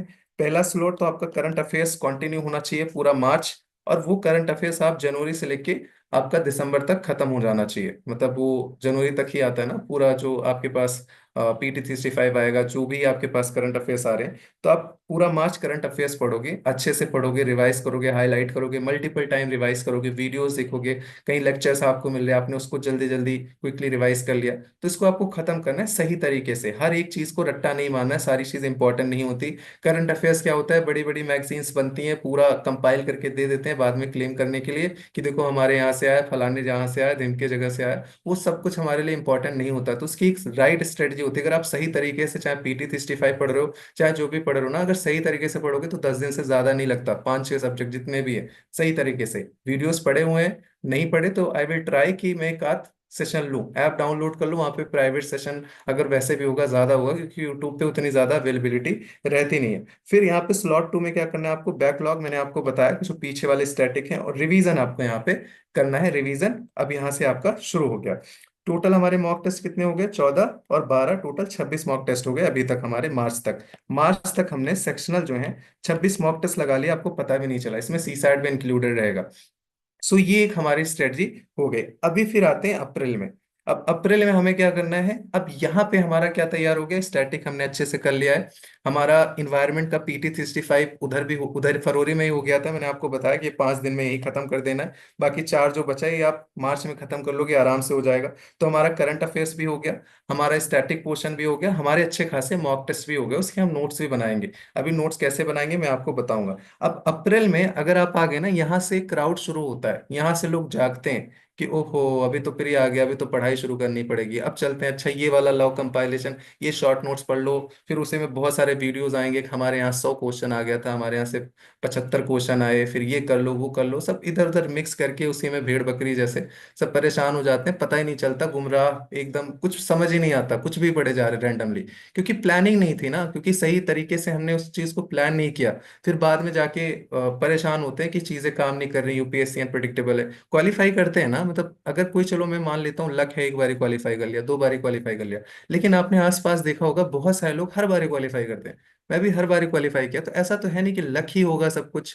हो सकता है मैं एक फैक्टर 1% 2% मांग सकता हूँ, लेकिन 98% कहीं ना कहीं वो स्ट्रेटजी है, कहीं ना कहीं चीजें हैं, कहीं ना कहीं प्लानिंग है, कहीं ना कहीं प्री प्लानिंग है, कहीं ना कहीं डेडिकेशन है, कहीं ना कहीं क्राउड मेंटालिटी से आपको हटके रहना है। तो वो सारी चीजें भी आपको दिमाग में बिठा के रखनी है। हम हर चीज को ब्लेम दूसरे पे नहीं दे सकते। देखो ये चीज आप रख लेना दिमाग में। एज ए ब्रदर मैं आप लोग को बता रहा हूँ, शायद आपको थोड़ा सा हार्श लगे, मुझे भी ऐसे पहले लगता था कि मैं ईगो डिफेंसिव हो जाता था कि अरे ऐसा हुआ नहीं तो मैं ऐसे कर लेता, ऐसा हुआ नहीं। हमेशा अगर आपको बहुत आगे बढ़ना है ना, तो सेल्फ ब्लेम लेना सीखो, सेल्फ की जो इश्यूज हैं उसको सीखो। अगर हम अपने सेल्फ रियलाइज करते हैं ना, self realisation is the beginning of all wisdom. ये मैं नहीं कह रहा, एरिस्टोटल ने बोला था कि अगर आप खुद को रियलाइज करते हो कि मेरी मिस्टेक कहाँ है, मैं क्या इशू कर रहा हूँ, वो आपको पता चल जाता है। मैं कोट करता हूँ एग्जांपल, मेरा एक दोस्त है यशार शेखर, मतलब रैंक 12 आई थी उनकी 2021 में। उन्होंने एक बात बोली थी, मेरे दिमाग में हमेशा वो रहती है कि जब भी हम गलत काम करते हैं ना, हमें पता होता है, अगर आप पढ़ाई कर रहे हो, अगर आप वहां से भटक रहे हो ना, आपको पता होता है, दिमाग में अंदर से आवाज आ जाती है, वो जो कॉन्शियस होता है ना, उसकी आवाज आ जाती है कि बेटा तूने आज गलत किया, तूने आज टाइम वेस्ट कर लिया, तुझे ये नहीं करना था, वो नहीं करना था। वो चीज़ है बहुत इंपॉर्टेंट। उससे ज्यादा आपके पास मोटिवेशन कुछ नहीं हो सकता, उससे सही डायरेक्शन, उससे ज्यादा कुछ नहीं हो सकता आपके पास। तो ये चीज दिमाग में बिठा के रखना कि आपको गुमराह नहीं होना है, अभी से प्री प्लान रहना है। नहीं तो फिर वही होता है, अब क्या हुए पछताए जब चिड़िया चुग गई खेत। फिर मार्च अप्रैल में आओगे, परेशान होगे, हो सकता है क्वालिफाई हो जाए वहां पे, लेकिन वहां पे फिर वही चीज है कि बहुत सारे लोग नहीं भी कर पाते। लेकिन अगर अभी से आप करते हो ना, तो आपकी चीजें मैक्सिमाइज हो जाते हैं, आपके चांसेस मैक्सिमाइज हो जाते हैं, क्योंकि अभी से यहाँ लोग शुरू नहीं कर रहे हैं। और कंपटीशन जो है रिलेटिव है, कंपटीशन रिलेटिव है। पाथ फाइंडर का मैं तीसरा बैच क्यों नहीं ला रहा हूँ? क्योंकि नहीं कर सकते, जस्टिफाई नहीं होगा। मैं मार्च में ले आऊं, अप्रैल में ले आऊं, मैं पैसे कमा सकता हूँ, लेकिन वो जस्टिफिकेशन नहीं होगा। इसीलिए सितंबर अक्टूबर में पहला आया, दिसंबर में लास्ट, कि मतलब अब यहां से मैं अच्छे से ले जा सकता हूँ पीवाईक्यू एनालिसिस। हाँ ठीक है, वो आप कभी भी कर सकते हो, वो अलग चीज होती है, क्योंकि मेंटोरशिप आप अपने हिसाब से चलाना चाहते हो। ये बेस्ट टाइम होता है, इसके बाद फिर चीजें धीरे धीरे टाइम कम होने लगता है, और हम अगर सीरियस नहीं है ना, चीजें हमारे हाथ से जाने लगती हैं, फिर वही है कि आप सर्कल में फंसे रहोगे। तो अभी हमारे पास चीजें हमारी खत्म हो गई, तो हमें क्या करना है? करंट अफेयर्स रिवाइज करना है। अभी यहाँ पढ़ना नहीं है, रिवाइज करना है, और रिवाइज करना है अपना स्टैटिक पोर्शन। ये दो चीजों पे हमें पूरा काम करना है। यहीं पे हम मास्टर बनने चले जाएंगे। तीन तीन दिन पर सब्जेक्ट को देना है। देखो 10 दिन पहले था, फिर आपका 5 दिन आया, फिर अभी 3 दिन आया। अपना 4-5 बारी का रिवीजन प्लान है। मतलब जो पाथ फाइंडर है वो सुन लो कि आप 5 बारी आपका रिवीजन का प्लान है, और जो आप नहीं हो, आप ये सोच लो कि 4-5 बारी रिवाइज करना है। कभी इस मेंटालिटी से मत रहना कि बस एक बारी खत्म हो गया, एक मॉक टेस्ट लगा लिया, बस सीधे एग्जाम हॉल में चले गए। नहीं, यही छोटी छोटी चीजें आपको सही करनी है। यही चीजें अगर आपने सही कर ली, तो आपको बहुत ज्यादा उससे फायदा होगा। तो ये आपको करना है। सेक्शनल आपको टेस्ट यहाँ पे लगाने ही लगाने हैं। जैसे 3 दिन में रिवाइज किया, एक सेक्शनल लगा लिया, फिर 3 दिन में रिवाइज किया, फिर एक सेक्शनल लगा लिया, एक दो सेक्शनल लगा लिया। फिर आपको फुल लेंथ टेस्ट लगाने हैं यहाँ पे। फुल लेंथ टेस्ट आपका यहाँ शुरू हो जाएगा, तो आप Sunday Sunday full length test दे सकते हो। फुल लेंथ टेस्ट मीन्स कि पूरे फुल टेस्ट, अभी तक हम सेक्शनल लगाते थे, अभी पूरा का पूरा हम फुल टेस्ट लगाएंगे। और यहाँ पे आप पीवाईक्यूज भी करोगे, ईयर वाइज। ईयर वाइज यहाँ से आपका पीवाईक्यू शुरू हो जाएगा, कि अभी हमें थोड़ा सा हमारा बेस अच्छा हो गया, चीजें अच्छी हो गई, अब हम पीवाईक्यू शुरू करेंगे। देखो, पीवाईक्यू से याद आया कि एक चीज आप लोग दिमाग में हमेशा रख लो, कि जैसे दो तरीके के पेपर होते हैं। एक तरीका ये है, एक ये है। इसमें क्या होता है कि एलिमिनेशन ज्यादा वर्क करता है, एलिमिनेशन ज्यादा वर्क करता है। जैसे कि आपका 2022 हो गया, 2021 हो गया, 2023 हो गया। एक ऐसा होता है कि जहां नॉलेज ज्यादा काम करता है, जैसे आपका 2024 है, एलिमिनेशन भी काम करेगा, चीजें ओवरलैप करती हैं, लेकिन हाँ डिफरेंट डिफरेंट होती हैं। अब देखो स्ट्रेटजी क्या होती है लोगों की, कि बहुत सारे लोग बेसिक अच्छा कवर नहीं करते, और वो इसके भरोसे चले जाते हैं, इसके भरोसे चले जाते हैं, और उनका नहीं होता है। बहुत सारे लोग इसके भरोसे चले जाते हैं, उनका भी नहीं होता। तो स्मार्ट स्ट्रेटजी क्या होती है? स्मार्ट स्ट्रेटजी ये होती है कि आपने अपना बेस बना लिया। मैं हमेशा, मतलब अपने जब भी मैंने मेंटोरशिप दिया यहाँ पे, when I was in Bajiram, सब जगह मैं यही चीज बताता था कि आप बेसिक बहुत अच्छे से करो, फंडामेंटल आपको बहुत अच्छे से करने हैं। एलिमिनेशन, लॉजिक, ट्रिक्स, ये सब तो व्यूज के लिए रहते ही हैं, वो सारी चीजें काम करती हैं, लेकिन आप उस चीज को बहुत अच्छे से तरीके से लगाओगे जब आपका फंडामेंटल स्ट्रांग रहेगा। तो फंडामेंटल हमेशा स्ट्रांग रखे, कि यूपीएससी ऐसा पेपर बनाया तब भी मैं रेडी हूँ, यूपीएससी ने ऐसा पेपर बनाया तब भी नॉलेज के साथ साथ मैं एलिमिनेशन में भी रेडी हूँ, पीवाईक्यूज मैंने अच्छे से कर लिए। तो ऐसे टाइप में आपको रेडी रहना है, कैसा भी पेपर बना, इस दो चीज के अलावा पेपर नहीं आता। या तो ये आएगा, या तो ये आएगा, या तो दोनों मिक्स आएगा। आपने दोनों चीज कर लिया, आप हमेशा आगे रहोगे। तो ये चीज हमेशा दिमाग में रखना कि right strategy is very very important. कोई पेपर कुछ अनप्रडिक्टेबल नहीं होता, हर साल अनप्रडिक्टेबल होता है, हर साल चिल्लाना होता है। फिर वही चीज है कि ओआरएन मैंने देखा है, लोग घूमते हैं जोड़ा जोड़ी बना के, इंजॉय कर रहे हैं, फिर पेपर दे के आएंगे 5 नंबर 10 नंबर से नहीं रुकता। मैं उनकी बता रहा हूँ जो सीरियस नहीं होते। बहुत सारे लोग अनफॉर्चुनेटली नहीं होता, सब कुछ करते हैं, छोटी छोटी चीजें इश्यूज रहती है, बट ऐसा नहीं कि वो साल नहीं हुआ तो आपका नहीं होगा। आप कभी ना कभी क्वालिफाई करोगे, एक ही बारी करोगे रैंक आती है। बहुत सारे लोग एक ही बारी प्री निकालते हैं, रैंक आ जाती है। लेकिन मैं उनकी बात बता रहा हूँ जो घूमते रहते हैं, फिर फोन करते हैं कि पापा अनप्रेडिक्टेबल सर्विस कमीशन ये हो गया वो हो गया, ऐसे पूछ लिया, फिर वहां जाके चाय पे बैठ के कुल्लड़ के पास या कहीं फिर बात करेंगे, अरे यूपीएससी तो ऐसे करता है, यूपीएससी एडवांस है, ये सब कुछ है। लेकिन उसके साथ भी एक सवाल करो कि लोग क्वालिफाई कर रहे हैं, 10,000 12,000 कर रहे हैं, वो नेक्स्ट आप हो, आपको खुद से हमेशा बोलना है। मैं बार बार कहता हूँ कि सब कुछ अच्छा है, but you are the best person to qualify. कोई मतलब नहीं है कोई कहाँ से आया क्या पढ़ा, कुछ फर्क नहीं पड़ता यहाँ पे। मैंने अच्छे अच्छे लोगों को टॉप करते देखा है, कोई भी टॉप कर सकता है यहाँ पे। तो ये चीज हमेशा ध्यान रखना कि इन सब चीजों से आपको फर्क नहीं पड़ना चाहिए। तो मैं कहा था कि आपको दोनों चीजों के लिए तैयार होना है। यहाँ पे आप मॉक टेस्ट लगाओगे, फुल लेंथ टेस्ट करोगे, पीवाईक्यूज करोगे। अब मॉक टेस्ट में आपको क्या करना है, फुल लेंथ टेस्ट आपको करना है, सेक्शनल भी आपको लगाना है। 20 अप्रैल तक आप सेक्शनल लगा के खत्म कर दो और उसको अच्छे से कंसोलिडेट कर लो। एफएलटी वहां तक 20 अप्रैल तक आपके 3-4 एफएलटी भी हो जाने चाहिए। टोटल हमें 10 एफएलटी लगाने, उससे ज्यादा लगाने भी नहीं है। सेक्शनल आपके तब तक 40 हो जाएंगे, 40 के अराउंड सेक्शनल हो जाएंगे। और आपको ओपन मॉक टेस्ट देना है। ओपन मॉक टेस्ट बहुत सारे कोचिंग होते हैं, चुपचाप जाके बैठ गए, एक टेस्ट दे के चले आए। कितना मार्क्स आए क्या है डजेंट मैटर, वो एक फील लेके चले आएंगे कि हाँ चलो क्राउड में बैठे हैं, एक ट्रेनिंग करके चले आए। Training is very very important. मैं हमेशा पीवाईक्यू एनालिसिस को मैं ऐसे नहीं कहता कि नॉलेज है या क्वेश्चन रिपीट होते थीम है। पीवाईक्यू एनालिसिस इज ट्रेनिंग, आपके माइंड की ट्रेनिंग, कि कैसे सवाल आते हैं, क्या एक पैटर्न है, क्या चीजें हैं, किस स्टेप वाइज हमें एलिमिनेट करना है, किस स्टेप वाइज पे हमें चलना है। पहले हमें नॉलेज से देखना है, दूसरा हमें कॉमन सेंस लगाना है कि किस तरीके से क्वेश्चन नहीं गलत हो सकता, स्टेटमेंट कैसे नहीं गलत हो सकता, ये कैसे इसको सही कर सकता है यूपीएससी, ये गलत करना इम्पॉसिबल क्यों है, छोटी छोटी चीजें। फिर तीसरा आता है हम पैटर्न देखते हैं कि कैसे स्टेटमेंट आते हैं, कैसे रिवर्स करते हैं, कैसे फ्लिप करते हैं। चौथा फिर जो चीजें हम सीखते हैं कि ओनली गलत है, ये गलत वो गलत। तो एक स्टेप वाइज चीजें चलते हैं, हम चीजें मैक्सिमाइज करते हैं जब हम किसी प्रोसेस को फॉलो करते हैं। तो वो प्रोसेस का पार्ट होता है। तो ट्रेनिंग तो आपकी हमेशा इंपॉर्टेंट होती है, तो ट्रेन तो आपको करना ही करना है। तो इसीलिए आपको मॉक टेस्ट भी ओपन अटेंड करना है। और 6 मॉक टेस्ट आपको एफएलटीज लगाने कब, 20 अप्रैल से 30 अप्रैल के बीच में। 20 अप्रैल के पहले आपको 4 लगाने, फिर 2-2 दिन आप रिवाइज करके 5-6 एफएलटी आप 10 दिन में लगा लो, 6-7 दिन में। आप 10-11 दिन में 6 एफएलटी लगा लो, आपको टोटल 10 एफएलटी लगाने। और 40-45 आपको सेक्शनल मॉक टेस्ट लगाने। 50, अगर 50-55 आपने लगा लिया, प्लस आप पीवाईक्यूज करोगे 10-15-20 साल के, इससे ज्यादा कुछ करने की जरूरत नहीं है। आपको रेस में नहीं लगना है कि 200 मॉक टेस्ट, 100 मॉक टेस्ट, कोई मतलब नहीं होता। एक टाइम के बाद वही चीज है ना कि फिर वो थ्रेशोल्ड एक क्रॉस कर गया तब भी कोई मतलब नहीं होता। मतलब एक थ्रेशोल्ड पे होना चाहिए। अगर 40-50 किया तो मैक्सिमम चीज है। उसके ज्यादा करोगे तब भी आप निगेटिव में जाओगे, उससे कम करोगे तब भी आप निगेटिव में रहोगे। तो इतना करो, बाकी चीजें जितना भी हो सके उसको रिवाइज करो। तो ये आपका अप्रैल का प्लान हो गया। अभी जो सबसे क्रूशियल टाइम आता है वो आता है अपना अप्रैल, सॉरी मई, जब हमारा एग्जाम होता है। तो यहाँ पे बहुत ज्यादा हमें कॉशियस रहना है। अब देखो हमारा रिवीजन डन हो गया, हमारा करंट अफेयर्स डन हो गया, हमारा स्टैटिक पोर्शन डन हो गया, हमारा सी सैट हमने फरवरी में ही खत्म कर दिया। अब सिर्फ मॉक टेस्ट दे रहे हैं सी सैट का, उससे आगे हमें कुछ करने की जरूरत नहीं है। तो सी सैट भी हमारा डन हो गया। अब हमें यहाँ पे करना क्या है जो सबसे ज्यादा इंपॉर्टेंट है। तो एक चीज दिमाग में बिठा लो कि यहाँ पे मॉक टेस्ट आपको नहीं लगाने हैं। चाहे वो फुल लेंथ टेस्ट हो, 5 मई तक लगा सकते हो, उसके बाद नहीं लगाने हैं। आपको यहाँ से मॉक टेस्ट की मेंटालिटी से निकलना है। मैं बता रहा हूँ क्यों। मैंने बहुत सारे लोगों को ऐसे देखा है, अपने एक्सपीरियंस से बता रहा हूँ, क्योंकि आप देखते हो सीखते हो एक्सपीरियंस से, खुद भी उस चीज को फेल करते हो। लोग क्या करते हैं कि मान लो मैंने कोई कोचिंग उठाया, उसके मैंने टेस्ट सीरीज ज्वाइन कर लिया, उसका मैंने करंट अफेयर्स पढ़ लिया। अब करंट अफेयर्स उसका पढ़े जा रहे हैं, सब कुछ पढ़ लिया करंट अफेयर्स। अब उसको 4,000 क्वेश्चन बनाने, 5,000 क्वेश्चन। तो रैंडमली वो क्वेश्चन बनाएगा, पहली चीज। जो क्वेश्चन बनाते हैं वो फ्रीलांसर होते हैं, ऐसे एस्पिरेंट होते हैं, पैसे के लिए काम करते हैं, जो कि मतलब करना भी चाहिए, बट उनको बहुत ज्यादा आइडिया नहीं होता पैटर्न के बारे में, तो रैंडम क्वेश्चन बनाते हैं। उसके साथ साथ क्या होता है कि जो रैंडम क्वेश्चन बन रहे हैं ना, वो थीम बेस्ड नहीं होते हैं। और 4,000 क्वेश्चन रैंडमली बना रहे हैं, उसको सोचो कि यूपीएससी सिर्फ 100 बनाता है। तो वो हमारे लिए बहुत ज्यादा इंपॉर्टेंट नहीं होता है। फिर उसमें रैंडम चीजें आती है करंट अफेयर्स से, जो उनकी मैगजीन है वहां से क्वेश्चन उठा के लाते हैं। और जब हम अटेम्प्ट करने जाते हैं ना, शायद हमारे ज्यादा मार्क्स आ जाते हैं, 100 आ गए, 110 आ गए, क्योंकि उन्हीं के करंट अफेयर्स से सारे क्वेश्चन आ गए करंट अफेयर्स के।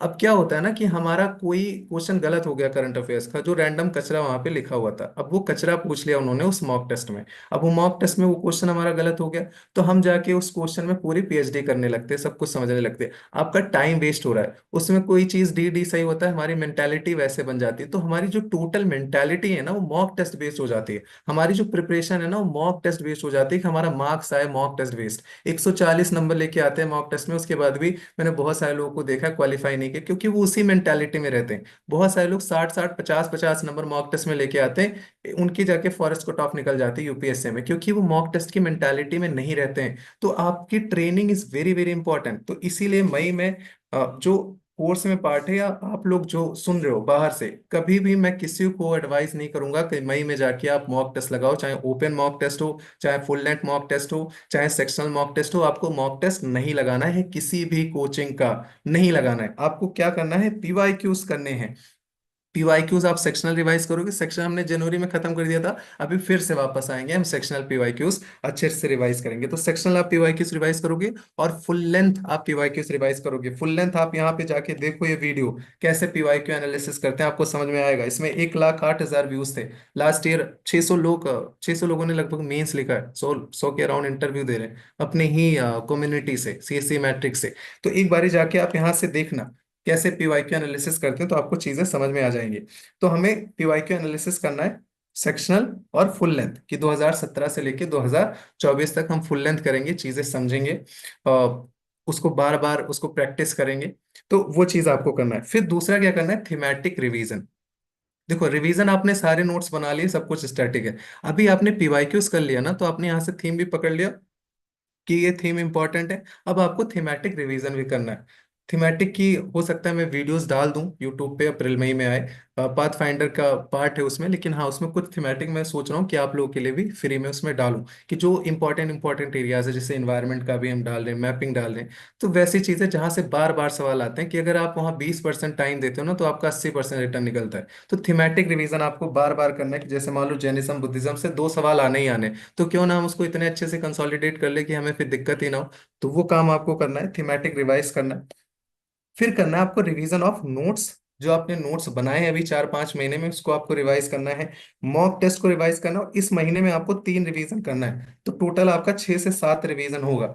तो कोई अगर मान लो जनवरी में प्लान चलता है, मैं पाथ फाइंडर के लिए बात करूँ क्योंकि आप लोग भी यहाँ आए ही होगे, कि जैसे आपका कुछ छूट जाता है, कोई डेली टारगेट छूट गया, तो आप लोग घबराओ नहीं। मतलब हम बहुत सारे राउंड में उस चीज को रिवाइज करेंगे। अब उसका मतलब ये भी नहीं कि आप पढ़ो ही मत, ये सोचो सेकंड राउंड में करेंगे, थर्ड राउंड, उसमें क्या होगा, फिर आपका ही लॉस होगा, फिर बहुत सारे लोग आगे निकल जाएंगे। तो कंपटीशन इज रिलेटिव, आपको वो चीजें दिमाग में होनी चाहिए।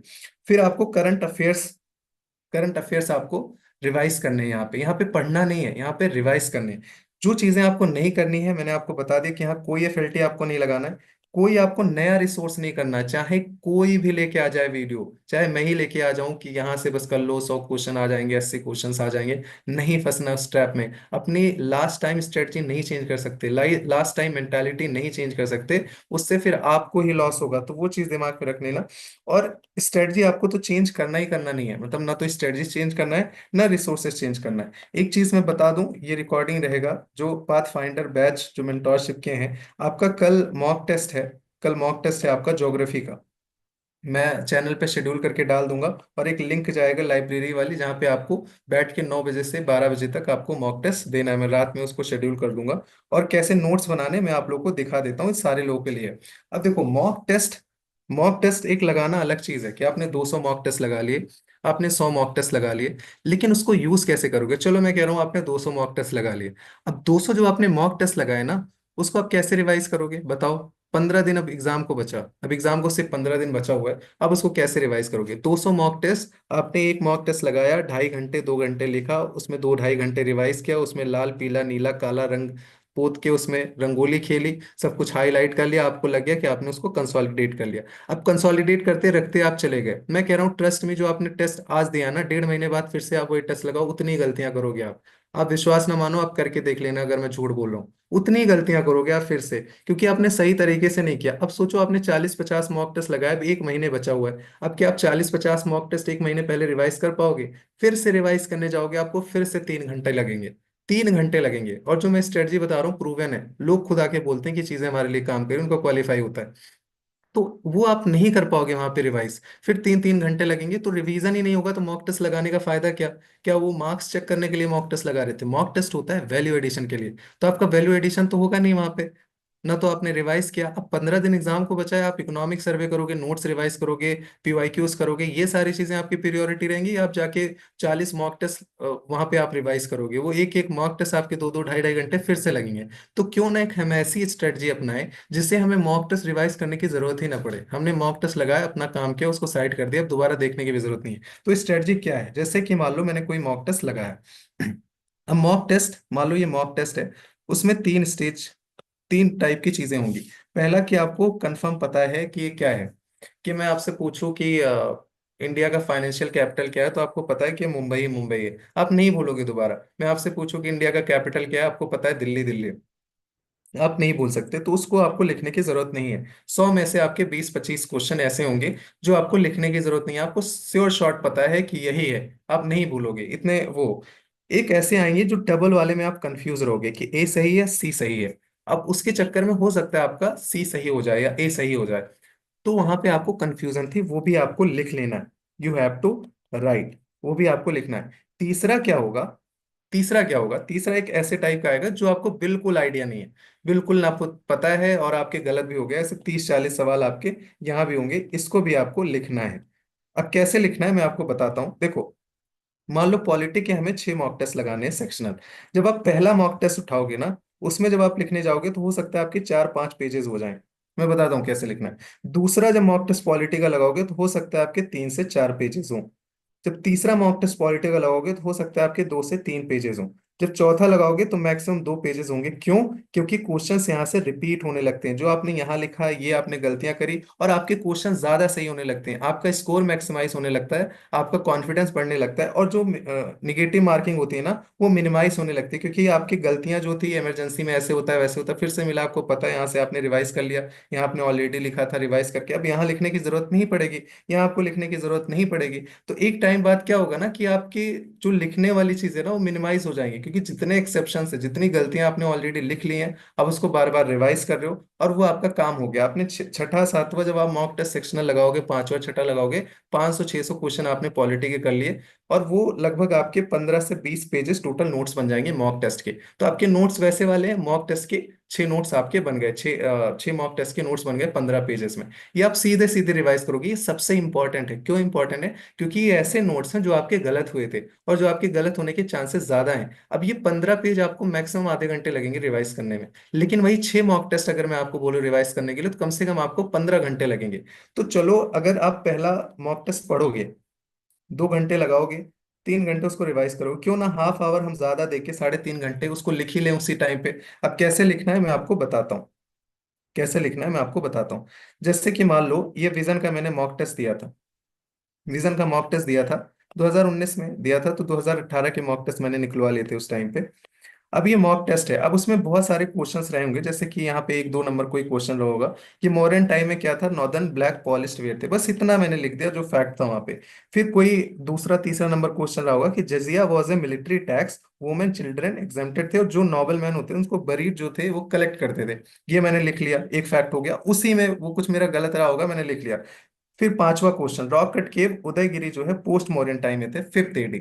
बस इतना मैंने लिख लिया। अब ये जो मेरा फैक्ट गलत हुआ था ना, मैंने यहाँ पे लिख लिया, मुझे दोबारा देखने की जरूरत नहीं। छठा नंबर क्वेश्चन जो था मेरा गलत हुआ होगा, तो जो श्रुता सूत्र थे उनको पब्लिक सेक्रीफाइस से रिलेटेड थे, गृह सूत्र डोमेस्टिक गृह मतलब, फिर सोलवा सूज that was related to measurement, मैंने लिख लिया। अब ये मॉक टेस्ट में आपके कहीं रिपीट होंगे, कुछ ना कुछ आपका आएगा।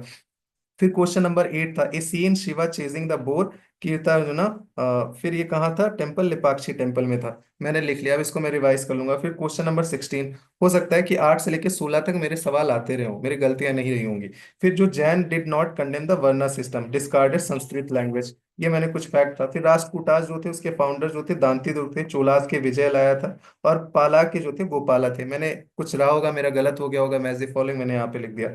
फिर क्वेश्चन नंबर 18, कुट्स एंड मुकद्दम जो थे वो लैंड लॉर्ड से कब खिलजी के टाइम। तो जो मेरे क्वेश्चन गलत हो रहे हैं, आप लोग समझ रहे होंगे कि जो Chalcolithic not aware of the burnt brick, अब ऐसे स्टेटमेंट आगे मैंने लिखा है, मैंने उसको रिवाइज किया, मेरा गलत नहीं होगा। फिर 20 नंबर क्वेश्चन, सातवाहनास एंड शाकाज वो कंटेम्परेरी, हो सकता है मेरा गलत रहा हो, तो मैंने उसको रिवाइज कर लिया कि कभी ऐसे फंस जाते सीधे सीधे सवाल मॉक मेरे ऐसे टेस्ट से आए, सीधे सीधे यूपीएससी में आते हैं। फिर जैसे लिंगराज टेम्पल है उड़ीसा में है, फिर कुछ कर्नाटका का था। फिर गुप्ता अटैक्ड बाय हुनास, एक स्टेटमेंट, देखो उस टाइम पे मेरा पहला अटेम्प्ट था, तो हो सकता है बहुत सारी चीजें आपको आसान लगे, इसको ये नहीं पता था वो नहीं पता। पहले अटेम्प्ट में ऐसा होता है, हमें बहुत सारी चीजें हमारे लिए बहुत सारी चीजें नहीं होती हैं। फिर यवनास कौन थे, तो visitor from the Greece, Sangam literature में लिखा है। फिर सन टेम्पल जो था वो मोधेरा सन टेम्पल है, पहली चीज। सोलांकी डायनेस्टी ने बनाई थी कब, 1026 में। सोलांकी डायनेस्टी क्या थी, ब्रांच ऑफ चालुक्यास थे, और कौन राजा थे, राजा भीमवन गुजरात। इतना फैक्ट हो गया मेरे पास। अब इतने ही में मैंने पूरा फैक्ट लिख लिया, मुझे पूरे वहां कहानी कविता से मतलब नहीं है, जो मेरा गलत हो मैंने उसको लिख लिया। फिर होयसला टेम्पल क्या है, बेलूर, हेलिप्टिड, सोमनाथपुरम। अब मैं अगर होयसला के बारे में पूछा, मैं इसको इतनी बारी रिवाइज किया हूं कि वहां जाके पहचान लूंगा, आपको प्री में पहचानना ही होता है। फिर बृहत संहिता के बारे में पूछ लिया, बाय वराहमिहिर, क्या थे, एस्ट्रोलॉजर थे। Balban, important post only Nobel family, ऐसे पूछ लेगा कि बलबन जो थे उन्होंने इंपॉर्टेंट पोस्ट जो है सिर्फ नोबेल फैमिली को दिया था। यस इट इज करेक्ट, मेरा गलत है, 36 नंबर क्वेश्चन मैंने लिख दिया। चंद्रगुप्त, विक्रमादित्य, कालिदास, क्या लिखा है, महाविघ्निमित्र जो था। फिर अमर सिम्हा उसी के टाइम थे। Banabhatta during Harsha period. Ratnavali love story थी किसकी, उदयन की कुछ, और हर्षा ने लिखा था। तो मेरा देखो एक पेज यहाँ से यहाँ तक हो गया, इसमें जो इंपॉर्टेंट इंपॉर्टेंट फैक्ट थे मैंने लिख लिए। फिर मान लो जैसे अभिनव दर्पण है, नंदिकेश्वरा, थेरी गट्टा किससे रिलेटेड है, बुद्धिज्म से, सीधे फैक्ट आ जाएगा थेरी गट किससे रिलेटेड है। फिर कुछ टर्म थे उसको मैंने लिख लिया किससे किससे रिलेटेड है। वैदिक लिटरेचर जो था उसमें एक श्रुति थी, एक स्मृति थी। श्रुति जो है वो सुनने से रिलेटेड है, ऐसे सवाल आ जाते हैं। फिर अचमना मुद्रा जो पल्लवास के टाइम था, उसमें लॉर्ड शिवा जो वो पॉइजन जहर पी रहे थे, तो ऐसे पूछ लेगा कि किस टाइम पे थे, तो पल्लवास के टाइम पे थे।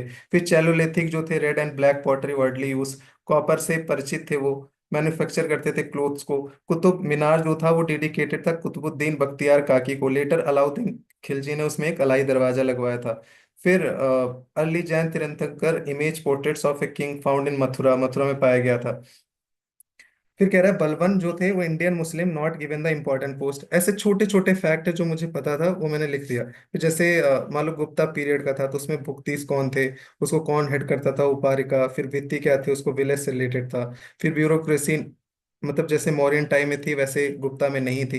अब देख रहे हो कितने सारे फैक्ट मैंने लिख लिए जो मेरे फैक्ट गलत हुए थे। ये सारी चीजें आपके काम आती हैं। जैसे शंकर देव कहाँ से रिलेटेड थे, असम से रिलेटेड थे, तो ये मैंने लिख दिया। चैतन्य कहाँ थे, बंगाल रिफॉर्मर से रिलेटेड थे। कृष्णा कट से रिलेटेड थे। अब ये दोबारा आएगा तो मैं इसको इतनी बारी रिवाइज किया, मेरे गलत नहीं होंगे। मनिका मेघले जो थे उस किसने लिखा था, चितलई चितनार जो भी नाम था। फिर विजयनगर तुंगभद्रा रिवर। अब ये सोचो 18 का है और 19 में एक सवाल आया था। 19 में क्या सवाल आया था कि जो विजयनगर है वो घाट प्रभा पे था। आप जाके सवाल देखोगे वो घाट प्रभा नहीं तुंगभद्रा है। अगर आपको तुंगभद्रा पता है ना, आपने वो एलिमिनेट किया, आप सीधे आंसर पे आ जाओगे, वो तीन ऑटोमेटिकली एलिमिनेट हो जाएंगे, जाके आपको देखना। तो छोटे छोटे फैक्ट यू डोंट नो, मतलब इन्वायरमेंट के मेरे पास यहाँ पे नोट्स नहीं है, मैं आपको दिखाता, इतने सारे क्वेश्चन डायरेक्ट डायरेक्ट आए पुराने से, लास्ट 4 साल में कितने सारे क्वेश्चन उसी में से आए। तो सीधे सीधे सवाल आते हैं और वो आपके दो दो मार्क्स देके चले जाते हैं। तो आपको ऐसे नोट्स बनाना है। छोटे नोट्स कैसे बनाते हैं, जैसे मान लो पेमेंट बैंक है, तो पेमेंट बैंक नचिमोर कमेटी जो थी वहां से बना था। पीएसएल दे सकते हैं, पीरियोडिक सेक्टर लेंडिंग, नहीं मैंने क्रॉस कर दिया। लोन दे सकते हैं, नहीं मैंने क्रॉस कर दिया। उस टाइम की बात कर रहा हूँ, अभी क्या अपडेटेड है आई डोंट नो। फिर फिक्स डिपॉजिट कर सकते हैं, नहीं मैंने क्रॉस कर दिया। Credit card, no credit card, अब ये लिखने की जरूरत नहीं है, पूरा स्टेटमेंट मैंने क्रॉस कर दिया। एनबीएफसी उस टाइम बहुत न्यूज में रहते थे, नो डिमांड ड्राफ्ट, डीडी मतलब नो डिमांड ड्राफ्ट, नहीं एक्सेप्ट कर। नो चेक, कोई चेक नहीं एक्सेप्ट कर सकते। No deposit insurance facility, no credit card, बस इतने मेरा हो गया। अब इसको मैं रिवाइज करूंगा, दे दो स्टेटमेंट में फैक्ट, मुझे पता है मैं जाके वहां पे अच्छे से सही कर लूंगा। तो बहुत इंपॉर्टेंट होता है कि आप चीजें लिख कैसे रहे हो। बाली के जब टाइम था वहां पे पीस क्लॉज था, पूछ लिया कि नायरोबी के टाइम पीस क्लॉज आया था, नहीं बाली के टाइम, मैंने पढ़ा है, पूछ लो मेरे से। तो जब आप किसी चीज पे मेहनत करोगे ना, जैसे ये पार्टिसिपेटरी नोट्स है, जाके देखना 2019 में सवाल आया था पी नोट्स के बारे में, अगर आपको थोड़ा सा पता है वहां पे मेरा 2 मार्क्स बन गया। ऐसे ऐसे कितने सारे सवाल आपके बन जाएंगे, आपको पता भी नहीं चलेगा। तो नॉलेज का भी गेम होता है, बाकी सारी चीजें तो आप पीवाईक्यू एनालिसिस करोगे, वहां से आप चीजें सीखोगे, वो तो आपको एज दिलाएगा। लेकिन कंपटीशन तो यहाँ है ना, यहाँ भी तो कंपटीशन है। यहाँ जो आपके कॉम्पिटिटर है वो पीवाईक्यू एनालिसिस, आप दूसरे से आगे जाओगे, लेकिन कंपटीशन तक तो यहाँ आना है। अब पीवाईक्यू एनालिसिस में मैं आपको एक ग्राफ बना के दिखाता हूँ, देखो क्या होता है कि ये आपका स्टैटिक पोर्शन है, ये आपका यूपीएससी क्वालिफिकेशन है, ये आपका पीवाईक्यू एनालिसिस है। ठीक, अगर आपने पीवाईक्यू एनालिसिस किया, हो सकता है आप यहाँ पे आगे चले जाओ, लेकिन अगर आपने ये नहीं किया तो आप वीक ही रहोगे, क्योंकि यहाँ से आप प्लस माइनस वो हो जाएगा। हो सकता है आप यहाँ पे स्ट्रांग हो, लेकिन ये आपने नहीं किया तब भी आप प्लस माइनस इक्वली रहोगे बहुत आगे। आपको दोनों में एडवांस रहना है, दोनों में एडवांस रहना। अगर आपने ये दोनों कर लिया ना तो आप इसके काफी क्लोज आ जाते हो क्वालिफिकेशन के। अब पेपर अगर 24 जैसे आएगा तब भी आप कर लोगे, बहुत सारे क्वेश्चन आपकी स्टैटिक्स होंगे, प्लस एलिमिनेशन से बहुत सारे सवाल हो जाएंगे, आपको ओवरऑल क्वालिफाई कर गया। आपका पेपर 2023 वाला हो, आपने एलिमिनेशन बहुत सारी चीजें सीखी हैं। मेरे 103 नंबर थे आई थिंक 2023 में। 2023 में कट ऑफ कितनी गई थी, 75 गई थी, 103 थे। तो 103 सोचो कितने मार्क्स ऊपर आ गए। 75, 25, 3, 28 नंबर मेरे मार्क्स ऊपर थे, मतलब जनरल कैटेगरी 75 से। तो अगर एलिमिनेशन भी आपका काम आया, प्लस आपका नॉलेज, एलिमिनेशन ज्यादा काम आ गया, तो कैसे भी सवाल बनाओ, कैसे भी पेपर लाओ, I am ready for that. सही strategy is very very important. मतलब ये चीजें आप दिमाग में बिठा के रख लो, पेपर चीजें उतनी टफ नहीं होती। मैं आपको अपनी छोटे छोटे नोट्स दिखा रहा हूँ, गंदे हैं, आप लोग जैसे सोचो वैसे सोचो, बट हाँ ये क्वालिफाई कराते थे मुझे। छोटी छोटी चीजें बड़ा इंपैक्ट डालती हैं। हम क्या होते हैं कि हम इग्नोर करते चले जाते हैं, अरे क्या ही करना, ये करना वो करना, फलाना है ढिमका है। नहीं, ये सारी चीजें नहीं करते हैं। आपको स्ट्रेटजी बना के सही तरीके से सही डायरेक्शन में, अगर आप सही तरीके से कोई चीज करते हो ना, कि हाई चांसेस होते हैं आपके क्वालिफिकेशन के। जैसे मैंने अभी 2-3 दिन पहले जो पाथ फाइंडर बैच है, तो मैंने शौर्य अरोरा को बुलाया था। वो भी अपने सीएससी मैट्रिक्स से जुड़े हुए थे, तो उन्होंने ऐसे सेशन लिया था, तो उन्होंने भी यही चीज बोली, सेम चीज, कि आपको ज्यादा रिसोर्स इधर उधर करने की जरूरत नहीं है। बेसिक रिसोर्स अगर आप पढ़ते हो ना, उसे पे स्टिक रहते हो, आपका आराम से क्वालिफाई हो जाएगा। तो हम फेल इसलिए नहीं होते क्योंकि हम पढ़ते नहीं है, फेल इसलिए होते क्योंकि हम सही तरीके से नहीं पढ़ते, पहली चीज। फेल हम इसलिए नहीं होते क्योंकि हम हार्ड वर्क नहीं कर रहे हैं। फेल हम इसलिए होते क्योंकि हम सही डायरेक्शन में नहीं कर रहे हैं। वही मुंबई दिल्ली वाला कॉन्सेप्ट है कि कलकत्ता जाना है, आप चले जा रहे हो मुंबई साइड, कितने भी स्पीड में चले जाओ, 1 घंटे में पहुंच जाओ, क्या फर्क पड़ता है, मंजिल पे तो नहीं पहुंचे ना। इसलिए फेल होते हैं। फेल इसलिए होते हैं क्योंकि सही स्ट्रेटजी नहीं बनाते, कब क्या पढ़ना है, रैंडमली सुबह उठे, बस किताब देख लिया कि अभी देखो ये करना है, चलो 2 घंटे ये पढ़ लिया, आधे घंटे ये पढ़ लिया, फिर उससे में परेशान हो गए, फिर पढ़ाई नहीं की, फिर उस परेशानी में और पढ़ाई। क्योंकि प्लानिंग नहीं है। अगर आप चीजें ऑर्गेनाइज नहीं करोगे ना, ऑर्गेनाइज करना इज वेरी वेरी इंपॉर्टेंट। अगर आप चीजें ऑर्गेनाइज करते हो, डिसिप्लिन में हो, मैंने पहले ही सबसे बोला, तो डिसिप्लिन सबसे इंपॉर्टेंट चीज होती है।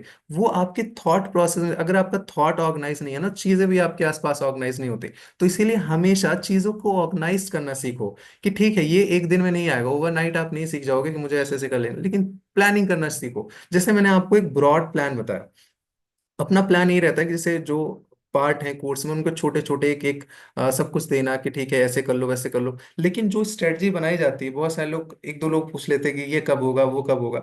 वो होगा, टाइम से होगा। वो चीजें इतने हिसाब से प्लान की गई है ना, कि आपका धीरे धीरे आप कब बहुत आगे निकल जाओ आपको पता ही ना चले। आप अपने प्रतिद्वंदी से इतने आगे चले जाओ कि आपको पता ही ना चले। वो चीजें बहुत इंपॉर्टेंट है। मेहनत के साथ साथ strategy is very very important. So हमेशा गाइडेंस आपको लेना ही लेना है। आप किसी दोस्त से लो, सीनियर से लो।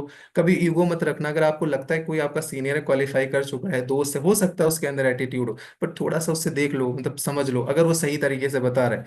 थोड़ा इधर उधर टॉपर का देखो, किसी का फुल प्रूफ आपको नहीं मानना है। ये देख लो कि चीजें कॉमन क्या है, और क्या वो चीज आपके लिए काम कर रही है या नहीं कर रही। मैं कभी भी कोई चीज बहुत ही एक्सट्रीम नहीं बताता हूँ कि नहीं आपको ऐसे ही करना है, ऐसे कर लो, नहीं। बहुत मतलब अलग अलग चीजें होती हैं। बहुत सारी चीजें आपके लिए काम करेंगी, बहुत सारी नहीं करेंगी, लेकिन एक जो बेसिक तरीका होता है ना, वो सबके लिए सेम होता है। ये आपका बेसिक तरीका है कि आपको करना ही करना है। अभी आपको सी सैट खत्म कर लेना है, फिर उधर आपको करंट करना है। अगर आप सोचोगे करंट अफेयर्स भी अभी पढ़ ले, सी सैट भी अभी पढ़ ले, मॉक टेस्ट भी अभी लगा ले, सारा सब्जेक्ट भी अभी रिवाइज कर लें, डेली आप पढ़ते रहोगे, आपको रियलाइज होगा कि आप कुछ पढ़ ही नहीं रहे हो। कुछ मैं इस चीज को फील करता था, मैं खुद, जो आप को फील करता है ना, जो आप फील करते हो, मैं भी फील करता था, सेम चीजें थी। बट आप सीखते हो, अपनी गलतियों से सीखते हो। तो आप मेरी गलतियों से सीखो, आप दूसरे की गलतियों से सीखो, क्योंकि अपनी गलतियों से सीखते सीखते तो आपकी उम्र निकल जाएगी। तो क्यों ना हम वो कोई मिस्टेक ना करें। आप एक बार ये प्लान बना के चलो, 1-2 महीने आप सब्जेक्ट वाइज, मतलब पूरा 10-10, 12-12 दिन उसको कॉम्प्रिहेंसिवली कवर करके चलो। देखो आपको कितना इंप्रूवमेंट दिखेगा। आपको 2 महीने बाद रियलाइज होगा कि आपने बहुत अच्छा काम किया है। आप खुद को थैंक यू बोलोगे जब ये प्लान अगर आप फॉलो करोगे ना। आप अप्रैल में खुद को थैंक यू बोलोगे। आप ऐसा नहीं कि किसी और को जाओगे बोलोगे, ठीक है मतलब आपके वजह से, वो that is secondary, but ultimately it's you. मैंने बहुत सारे लोगों को देखा है, ऐसे प्लान बनाते चले गए, कराए आराम से, फिर ही निकला, आराम से उनका मेंस भी निकल गया, अभी इंटरव्यू दे रहे हैं। तो कोई चीजें ऐसे जो दिखती है ना कि हमें इम्पॉसिबल, एक्चुअल में होती नहीं है। बस आप पैशनेट रहो, ये चीज दिमाग में बिठा लो, डेली बिठाओ। कभी आपको सेल्फ डाउट नहीं करना है। कैसे भी सिचुएशन हो, कोई कुछ भी बोले, रिश्तेदार ये वो सब होते हैं यार, सबके साथ होते हैं, सबके रिश्तेदार परेशान करते हैं। सबको ये इश्यूज होते हैं कि उसका दोस्त अभी देखो कमा रहा है, अपने लाइफ अपनी कहाँ कर दी। आप इस एरियाज में हो, वो तो 50 लाख के पैकेज उठा रहे, 1 crore, that is temporary. I can understand, ये जितने भी इमोशंस आते हैं, बहुत ही नॉर्मल है, ये चीज आप जान लो। उस इमोशंस के आप कैदी मत बनो, कैदी नहीं बनना है। उन चीजों को समझो कि ये मेरा डिसीजन था। डिसीजन कभी सही गलत नहीं होता, डिसीजन डिसीजन होता है, उसको बैक करना इज वेरी वेरी इंपॉर्टेंट। अगर आप यहाँ आए हो तो 1-2 साल आप निकाल लो कि next 2 years, next 1 years my target, और उस 1 साल से आप जस्टिस करो। ऐसा नहीं कि रैंडमली देखो, वो चीजें अगर आप करोगे तो कहीं ना कहीं आपको हर्ट करेंगे, आप क्राउड में चले जाओगे, and crowd has no face.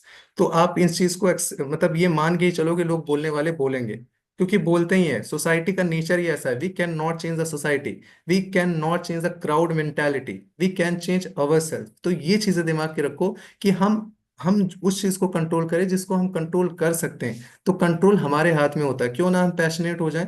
1 साल अगर आप किसी चीज में लग जाते हो, 6 महीने 1 साल, आप उस चीज के मास्टर हो जाते हो यार। कोई भी एरिया हो, चाहे आप कोई सिंगर आप बनना चाहो, कितने भी खराब आपकी आवाज हो, आप 6 6 महीने 1 साल रियाज करो, देखो उसमें एक निखार आ जाएगा, आपकी आवाज में एक अलग ही झलक दिखेगी।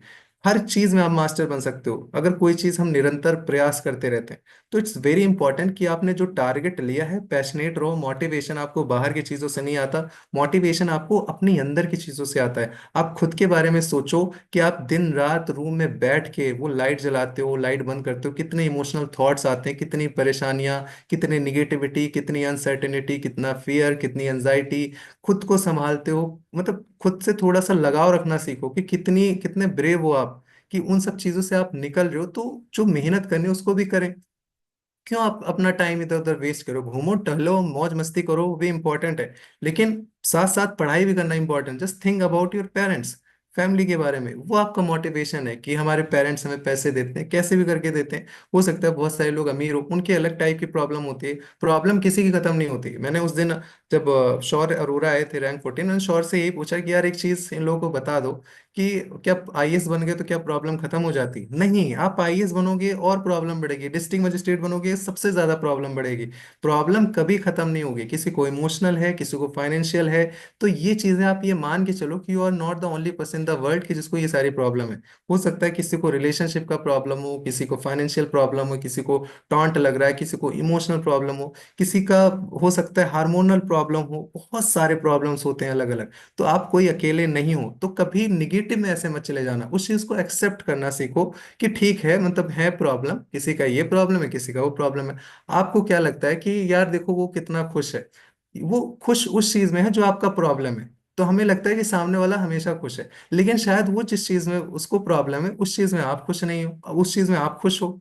तो वो तो ये सोचता होगा कि यार मतलब ये कितना खुश है, देखो अपनी लाइफ एंजॉय कर रहा है, एस्पिरेंट जैसे पढ़ रहा है, एंजॉय है, मैं तो उसमें परेशान। तो सबकी प्रॉब्लम अलग अलग होती है। हम अपनी खुशी और दुख कैसे मापते हैं पता है? दूसरे के हिसाब से, कि जो इमोशंस हमारे अंदर है, जो हमारी प्रॉब्लम है, अगर वो दूसरे के अंदर नहीं है तो हमें लगता है वो खुश है। बट ऐसा नहीं है, प्रॉब्लम मल्टीपल टाइप होती है।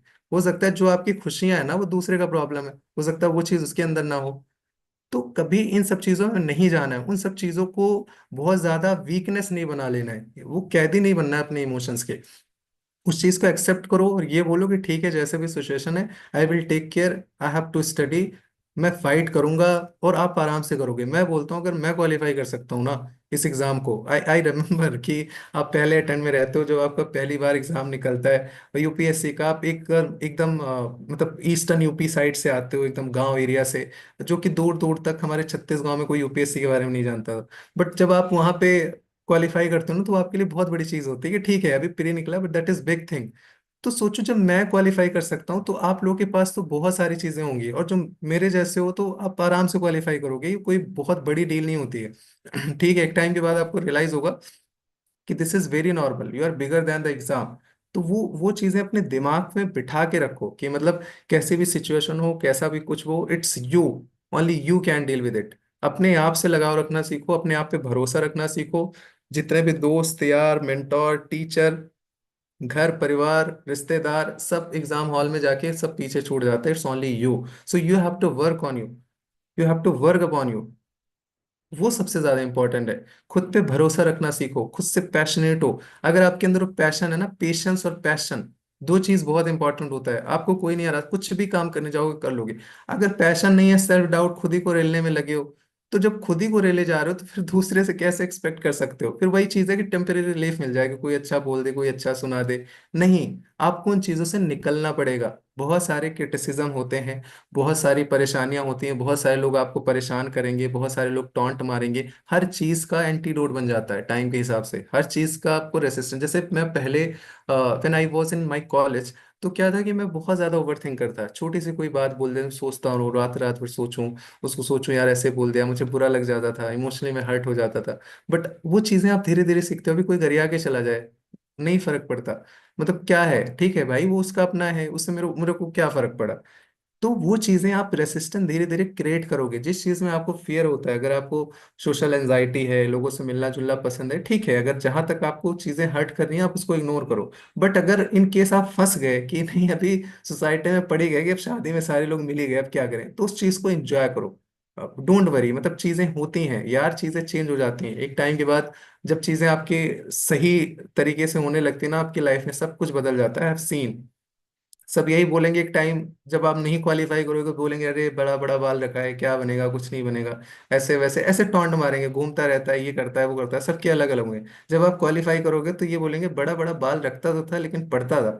तो वो चीजें चेंज हो जाती हैं, क्योंकि सोसाइटी का नेचर ही यही है। We can not change the society, we can change our self. आप कहीं भी जाओगे, कंपटीशन एंडलेस है, लोग आपसे आगे हमेशा ही रहेंगे अगर आप देखोगे तो। इसीलिए हमेशा जरूरी होता है कि जो अपनी हैप्पीनेस है ना वो आप खुद में देखो। मतलब जो हैप्पीनेस होती है वो सेटिस्फेक्शन होता है। मैं अपने गांव का एग्जांपल देता हूँ, बहुत सारी चीज मैं ट्रैवल बहुत करता हूँ, मुझे बहुत पसंद है ट्रैवल करना। अलग अलग जगह जाता हूँ, लोगों से मिलो देखो।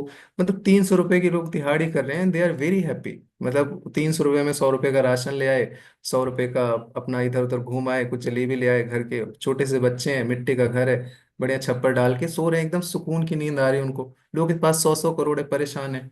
क्यों? सेटिस्फेक्शन। अगर आप किसी चीज को कहीं जाके सेटिस्फाई होने लगते हो ना, ठीक है, be grateful what you have, जो भगवान ने दिया है, अगर आप उससे खुश होने लगते हो तो उससे बेहतर फिर कुछ होता नहीं अल्टीमेटली। फिर ठीक है, वही सबसे इंपॉर्टेंट चीज है कि ठीक है आपकी फैमिली बनी रहे, सब कुछ ठीक है, धीरे धीरे चीजें, नियत अच्छी है, राइट डायरेक्शन है, सब कुछ अच्छा होता चला जाता है। समय से बलवान कुछ नहीं होता, समय आपको उठा के राजा बना देगा, आपको पता भी नहीं चलेगा। तो वो चीजें, खुद पे भरोसा रखो, किसी चीज में निगेटिव नहीं जाना। अगर आप आपको लगता है कि 50 लाख कमा रहा है दोस्त आपको, वो भी 50 करोड़ के बंगले में नहीं रह सकता, आप भी नहीं रह सकते। तो किस चीज के लिए हमें परेशान होना है? क्या करेंगे, ठीक है भाई, वो भी उसी में रह रहा है, वो भी हो सकता है उसका खुद का मकान हो, मैं रेंट अफोर्ड कर रहा हूँ, खाना तो दोनों सेम खा रहे हैं। टाइम टाइम की बात है, जब मेरा टाइम आएगा तो शायद मैं बहुत आगे निकल जाऊं।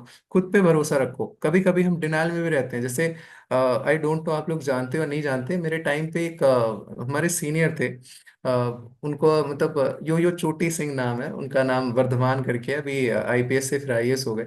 तो वो यही कहते थे कि हमें जब एस्पिरेंट की लाइफ होती है ना, मैं भी बहुत परेशान होता था पहले अटेम्प्ट में, तो बात करते यही कहते थे कभी कभी हमें डिनायल में रहना पड़ता है, मतलब हम फेक भी पंप करते हैं अपने आप को। जरूरी होता है, क्योंकि हो सकता है वो चीजें सही हो गलत हो, लेकिन अगर आप उस जगह पे हो तो एटलीस्ट आप अपना बेस्ट तो परफॉर्म करोगे ना।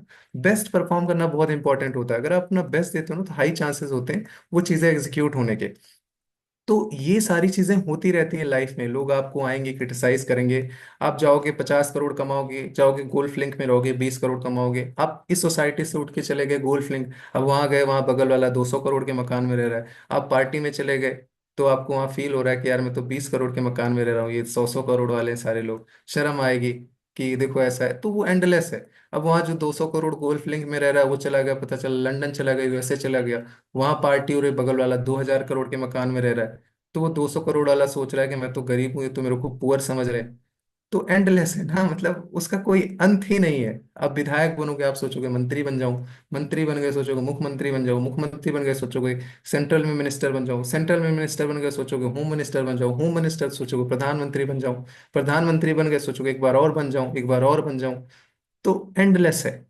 तो ये जिस रेस में हम लोग, वो कोई मतलब नहीं है। तो इसलिए बहुत इंपॉर्टेंट होता है कि उन चीज़ों को समझो, अपनी चीज़ों को स्टिक करो, जो अपना प्लान है उसको एग्जीक्यूट करो, जो आपने टारगेट किया उसको एग्जीक्यूट करो। दुनियादारी क्रांतिकारी में नहीं पढ़ना है। छोटा छोटा टारगेट लो, 6 महीने का टारगेट है प्री निकालना है, 6 महीने का टारगेट रखो, एक एक महीने में डिवाइड करो उस एक महीने को, एक एक हफ्ते में, फिर पर डे के हिसाब से अकाउंटेबिलिटी रखो, जाके आप एग्जीक्यूट करके आओ। आपका एग्जाम निकलेगा, एक छोटा छोटा स्टेप देखो, एग्जाम निकला आपका, आप मेंस की तैयारी करो। चीजें हो सकता है आपके अनुकूल ना हो, ठीक है, हर चीज हमारे प्लान के हिसाब से नहीं चलती, जब चीजें थोड़ी सी डिफरेंट हो फिर हम दूसरे हिसाब से करेंगे। फिर वहां पे अपने आप रास्ता खुल जाएगा। मतलब ये चीज मैंने रियलाइज किया है। मैं आपको बार बार एग्जांपल देता हूँ, बार बार बताता हूँ कि मैंने किसी भी एक इंसान को नहीं देखा अपने दोस्तों में जिसने बहुत अच्छे से यूपीएससी की तैयारी करी और वो ऑफिसर नहीं बना, इंक्लूडिंग मी। मतलब ऐसा कोई मैंने नहीं देखा। कोई भी हो सकता है, किसी को 4 साल लगे, किसी को 6 साल लगे, किसी को 5 साल लग गए, कुछ ना कुछ कहीं ना कोई सेलेक्ट हो गया। जरूरी नहीं यूपीएससी निकला हो, कोई स्टेट सर्विस में हो गया, कोई डिफरेंट सर्विस में हो गया, कोई इसमें हो गया, ऑफिसर सारे बने हैं। मैं ऐसे ऐसे दोस्तों को जानता हूँ कि जो एकदम डिप्रेशन में चले गए, मतलब मेरे से सीनियर थे, 2016-15 से तैयारी करते थे, डिप्रेशन में चले गए, इतनी मतलब खतरनाक उनकी स्थिति हो गई। मेडिकेशन पे थे 18 में, 19 में जब मेरा पहला अटेम्प्ट था, और फिर 20-21 में अचानक से 2-3 एग्जाम में सेलेक्ट हो गए। मतलब यूपीएससी भी निकल गया, स्टेट सर्विस में निकल गया, फिर वो वाला स्टेट में निकल गया। तो चक्र जब घूमता है ना तो घूम ही जाता है। फिर जब अच्छा टाइम आएगा तो आएगा ही। तो हमेशा भगवान पे भरोसा रखो। मुझे भी एक टाइम पे लगता था किस्मत खराब है, सब एकदम सबसे लकी अनलकी आदमी मैं ही हूँ इस दुनिया का, ये है वो है, चीजें नहीं वर्क करती, आप अच्छा लिखते हो, सब कुछ अच्छा जा रहा है हर जगह, फिर भी आप रुक जा रहे हो। फ्रस्ट्रेशन होती है, परेशान होते हो, रिश्तेदारों के टॉन्ट्स मिलते हैं, सेल्फ डाउट आता है, कहीं ना कहीं आप चीजें समझा नहीं पाते, खुद पे भी डाउट करने लगते हो। बट वो सारी चीजें आपको निखारती हैं, आपकी पर्सनालिटी निखारती है। 2-3 साल, 4 साल, 5 साल, लाइफ बहुत बड़ी होती है, 60 साल। आप देखो बहुत सारे ऐसे स्टार थे कि 5-5, 10-10 साल उनके बीच में एक गैप आया था, लेकिन उसके बाद भी फिर से वो स्टार बने। तो ऐसा कोई चीज मरती नहीं। आप एक्टर का उठा के देख लो, बड़े बड़े एक्टर, उसको देखो 10-10 साल बीच में गैप था, हम तो 4 साल में परेशान होते हैं। या कोई क्या करने लगा, कोई क्या करने लगा, तो कोई चीज कभी आगे पीछे नहीं होती है। 2-4 साल, 5 साल हमें लगता है बहुत है, बट एक्चुअल में कुछ नहीं है। हाँ, कप्तान को आप लोग जानते होंगे। तो जब मैं ऐसे, हम लोग बात करते थे, मेरे सीनियर थे, तो हम लोग जब भी मिलते थे ऐसे बात करो, मैं बोलूँ दादा ऐसा है वैसा है, पहले अटेम्प्ट में नहीं बना, दूसरे अटेम्प्ट नहीं बना, जाके देखता था कि ये ऐसे बना वैसे बना। तो उन्होंने एक बात बोली थी कि देख, पहला अटेम्प्ट हो, तीसरा अटेम्प्ट हो, पांचवा अटेम्प्ट हो, कोई फर्क नहीं पड़ता, बनना इंपॉर्टेंट होता है। अगर बन गया छठे अटेम्प्ट में भी तो वर्थ इट है। तो कोई भी चीज, इन सब चीजों में मत घुमा करो कि 1 साल 2 साल ये है वो है। पैशनेट हो, मेहनत कर रहे हो, लगातार लगे हुए हो, अगर स्ट्रक्चरली चीजें फॉलो कर रहे हो, सही डायरेक्शन में, सही गाइडेंस में, आज नहीं तो कल कहीं ना कहीं वो आपका होना ही होना है। ये लिख के ले लो। ये तो 100% है कि कहीं ना कुछ सेलेक्ट हो जाएगा। ऐसा नहीं होगा कि कहीं आपका सिलेक्शन ही ना हो सकता है सिलेक्शन सरकारी उसमें ना हो, लेकिन तब भी वो चीजें आप शायद बहुत बड़ा काम करोगे, कोई स्टार्टअप चला लोगे, कुछ चीजें चला लोगे। मैंने सच में नहीं देखा किसी को, मतलब सब कहीं ना कहीं सेट हो गए। कोई क्या कर लिया, कोई इधर ऑफिसर बन गया, कोई वहां पे चला गया, किसी ने अपना ये चला दिया, किसी ने वो स्टार्टअप चला दिया, कोई अभी यूएस में बैठा है, यूपीएससी की तैयारी कर रहा था। लिंकेजेस आपके बन जाएंगे, कुछ ना कुछ आपका हो जाएगा। बट वही है कि आप स्ट्रक्चरली चीजें सही करो, सही डायरेक्शन में करो, वो सबसे ज्यादा इंपॉर्टेंट है। नहीं तो फिर साइकिल में जब फंसते हैं ना तो फिर फंसे ही रह जाते हैं। मैं लूप की बात बता रहा हूँ कि आप लगातार प्री मेंस आपका निकल रहा हो, मेंस लिख रहे हो, मेंस से बाहर हो गए, स्टेट का मेंस लिख दिया, वहां से बाहर हो गए, इधर उधर चीजें होती रहती हैं, बट वो कहीं ना कहीं आप सेट हो जाओगे। लेकिन अगर कोई चीज लगातार चीजें नहीं वर्क कर रही हैं, तो उस चीज को कहीं ना कहीं फिर बाहर से ब्लेम के बजाय खुद पे काम करने की जरूरत है। उस चीज को हम जितने जल्दी रियलाइज करेंगे उतना जल्दी हमारा टाइम बचेगा। सेल्फ रियलाइजेशन कि ठीक है, ये चीजें हमारे लिए काम नहीं कर रही, इस पे हमें काम करने की जरूरत है। ये मैंने नहीं किया था, इस पे मुझे काम करने की जरूरत नहीं है। नहीं तो आप उस साइकिल को बार बार रिपीट करोगे कि कोई चीज चेंज नहीं करोगे, स्ट्रक्चरली चेंज नहीं करोगे, तो रिजल्ट तो सेम आएगा, हमेशा बार बार सेम आएगा। तो वो चीजें हमें खत्म करनी है। तो realisation is very very important, तो उन पे ध्यान रख लेना। बाकी आप लोग के जो भी डाउट है, we can take the question, मैं एक बार देख सकता हूँ। ओके। पाथ फाइंडर का बैच अब नहीं आएगा, बस सेकंड बैच था वही चल रहा है। क्योंकि फिर 5 महीने तो मुझे चाहिए 150 दिन कम से कम मेंटोरशिप के लिए। बाकी पीवाईक्यू एनालिसिस के तो बैच आते रहेंगे, उसमें आप कभी भी एनरोल कर सकते हो, बट मेंटोरशिप का अभी नहीं, मतलब नेक्स्ट बैच नहीं आएगा, बस यही है जो चल रहा है।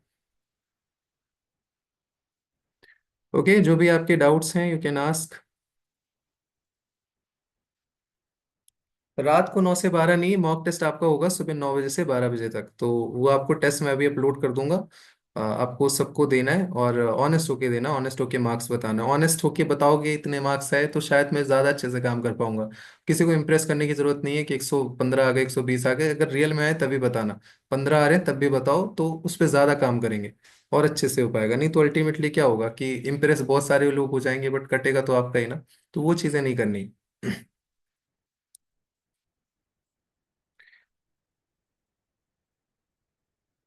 देखो, हाँ, नोट्स पहले रीडिंग से, ये पूछ रहे हैं एक सवाल कि नोट्स पहले रीडिंग से बना सकते हैं। एक चीज मेरे को बताओ कि मैं कोई टॉपिक पढ़ रहा हूँ, लेट्स से कि I am reading about the P waves and S waves. अब मैं पी वेव्स के बारे में पढ़ रहा हूँ कि प्राइमरी वेव से कैसे चल रही है, सेकेंडरी वेव मुझे समझ में आ गया। तो मुझे अगर वो चीज समझ में आ गया तो क्यों ना मैं उसी टाइम पे नोट्स बना लूँ, ऐसे जैसे मैं आपको दिखा रहा हूँ शॉर्टकट में। कि आप ये बोलोगे नहीं नहीं, अभी तो मैंने एक बारी पढ़ा है, अभी मैं फिर से आऊंगा एक बारी पढ़ूंगा, उस पढ़ने के बाद फिर मैं नोट्स बनाऊंगा। ये कोई लिखा है क्या? मतलब ये चीज मुझे समझ में नहीं आती। बार बार लोग पूछते हैं कि फर्स्ट रीडिंग में करना है, सेकंड रीडिंग में करना है। ये चीजें क्यों ही सोचते हो आप लोग? मतलब ठीक है यार, समझ में आ गया, वहीं पर निपटा के थोड़ा बहुत दाएं बाएं हो गया काम अपना, फिर उसको दोबारा रीडिंग आने की क्या जरूरत? तो ऐसे नहीं सोचना, एक ही बारी में कर लो। अगर नहीं समझ में आ रहा है, वही लाइन दोबारा पढ़ लो, दोबारा पढ़ लो।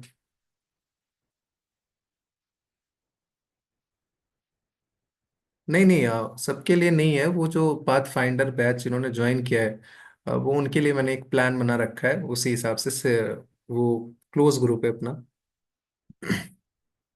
वर्चुअल कब स्टार्ट होगी? कल सुबह से। कल सुबह से मोहन, मैं अभी रात में लिंक शेयर कर दूंगा, टेस्ट अभी रात में कर दूंगा। 9 बजे सारे लोगों को बैठना है वहां पे, कैमरा ऑन करना है टेस्ट की तरफ, और सबको अटेम्प्ट देना है। हाँ, यस यू कैन सॉल्व। अगर वो स्टैटिक है ना तो जानवी यू कैन सॉल्व, और अगर आपने नोट्स बनाया ना तो उसको भी आपको रिवाइज करना है, मॉक टेस्ट के नोट्स भी आपको रिवाइज करना है। डाउट्स तो कुछ भी नहीं, बस आपको सुनना था। चलो कोई नहीं, सुन लिया। Sir, monthly current affairs from which month? देखो, जनवरी से आता है PT 365, वो कर लो, फिर अपडेटेड आएगा वो उधर अप्रैल वगैरह में कर लेना। Sir, you address all the doubt without us questioning. Thank you for this powerful session. Okay, most welcome Anjali. ये सब मत जानना वेद, अल्टरनेटिव ईयर में क्वेश्चन ज्यादा आते हैं, 23 में टफ आता है, 24 में आसान आते हैं, फिर 25 में टफ आएगा। ये सब फालतू की बातें होती हैं, इन सब चीजों में मत पड़ा करो। ये सब वही कुल्लड़ के पास, जोशीस के पास कॉफी पे बैठ के ये सब चर्चा होते हैं, हम लोग सुन लेते हैं। मैं जाता हूँ कभी कभी, मैं अकेले ऐसे चुपचाप जाता हूँ वारन, बैठता हूँ, कुछ खाया, कॉफी पी रहा हूँ, अकेले बात कर रहा हूँ, मान लो कि आप लोग चैट देख रहे हो कुछ वैसे। वहां पे इतनी बातें होती हैं लोगों की, इतनी ज्ञान वाली बातें कि ये हो रहा है, ऐसे होता है, वैसे होता है, अच्छा ऐसे पूछ लिया, वैसे पूछ लिया। मैं सिर्फ ऑब्जर्व करता रहता हूँ, मैं सोचता हूँ यार बताओ। मतलब एक होता है कि मिस गाइडेंस, एक होता है कि अज्ञानता, कि पता ही नहीं है एक्चुअल में क्या है। तो वो चीजों में नहीं पढ़ना है आपको, सुनी सुनाई बातों पे नहीं जाते हैं। बी लिटिल बिट मेच्योर, कि ठीक है, मतलब ऐसे कैसे हो सकता है यार कि वो बोलेंगे नहीं नहीं अभी 23 आ गया UPSC वालों, चलो चलो चलो, अभी करंट अफेयर्स में ज्यादा करो। ये अल्टरनेटिव 24 आ गया, अच्छा अभी करंट अफेयर्स में नहीं देना क्योंकि हम तो अल्टरनेटिव ईयर में करते हैं, अभी 25 में करेंगे, फिर 27 में करेंगे। आपको लगता है ऐसे UPSC पॉलिसी बनाएगी, उसके पास बस यही काम है? तो उस चीजों को खुद भी सोचा करो कि इन सब चीजों में नहीं पढ़ना है हमें। प्लेयर्स में अंडर परफॉर्म कर देते हो, जो आता है उस पे ही डाउट करने लगते हो एंड एंड अप तक changing. So that's why it's very important ना श्वेता, कि आप उस चीज को ट्रेनिंग करो, बार बार ट्रेनिंग करो उस चीज को। जब आप बार बार इंटरनलाइज करते हो ना, चाहे वो PYQ एनालिसिस हो, तो आपको करना ही पड़ता है। फिर आप, आपका माइंड कितना भी बोले, लेकिन आपके पास एविडेंस होता है कि नहीं चीजें ऐसे नहीं है, पैटर्न ऐसा नहीं है, तो आप करते चले जाते हो, आपका क्वालिफाई हो जाता है। तो बस PYQ एनालिसिस करने की जरूरत है।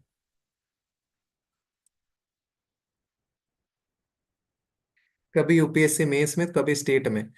ठीक है, बट डू नॉट वरी, अभी लगे रहो, चीजें देखो उसमें क्या इश्यूज हैं, कहाँ काम करना है, ऑप्शनल है, या किस चीज पे ज्यादा काम कर सकते हो, और वो हो जाएगा आज नहीं तो कल। नहीं नहीं, वो मैं गूगल लिंक भेजूंगा, गूगल मीट का, वहां पे आपको करना है। नहीं, क्लोज नहीं होगा, वो आपके ऊपर है, आप कभी भी दे सकते हो, वो ओपन ही रहेगा आपके लिए, पढ़ने के लिए भी रहेगा, आप लोग वहां बैठ के पढ़ भी सकते हो। मंथली मैगजीन और PT 365, देखो जो न्यूज़पेपर होता है जानवी, वो न्यूज़पेपर का निचोड़ होता है मंथली मैगजीन में, और जो मंथली मैगजीन का निचोड़ होता है PT 365 या कुछ वैसे जो भी बन रहे हैं वहां रहता है। तो कोई दिक्कत नहीं है वो, अगर आप मंथली पढ़ रहे हो तो आपका मेंस भी तैयार होगा, और जो प्री वाले आते हैं तो आपका प्री के लिए होता है। अच्छा, सिद्धार्थ आ गए 1001। ठीक है।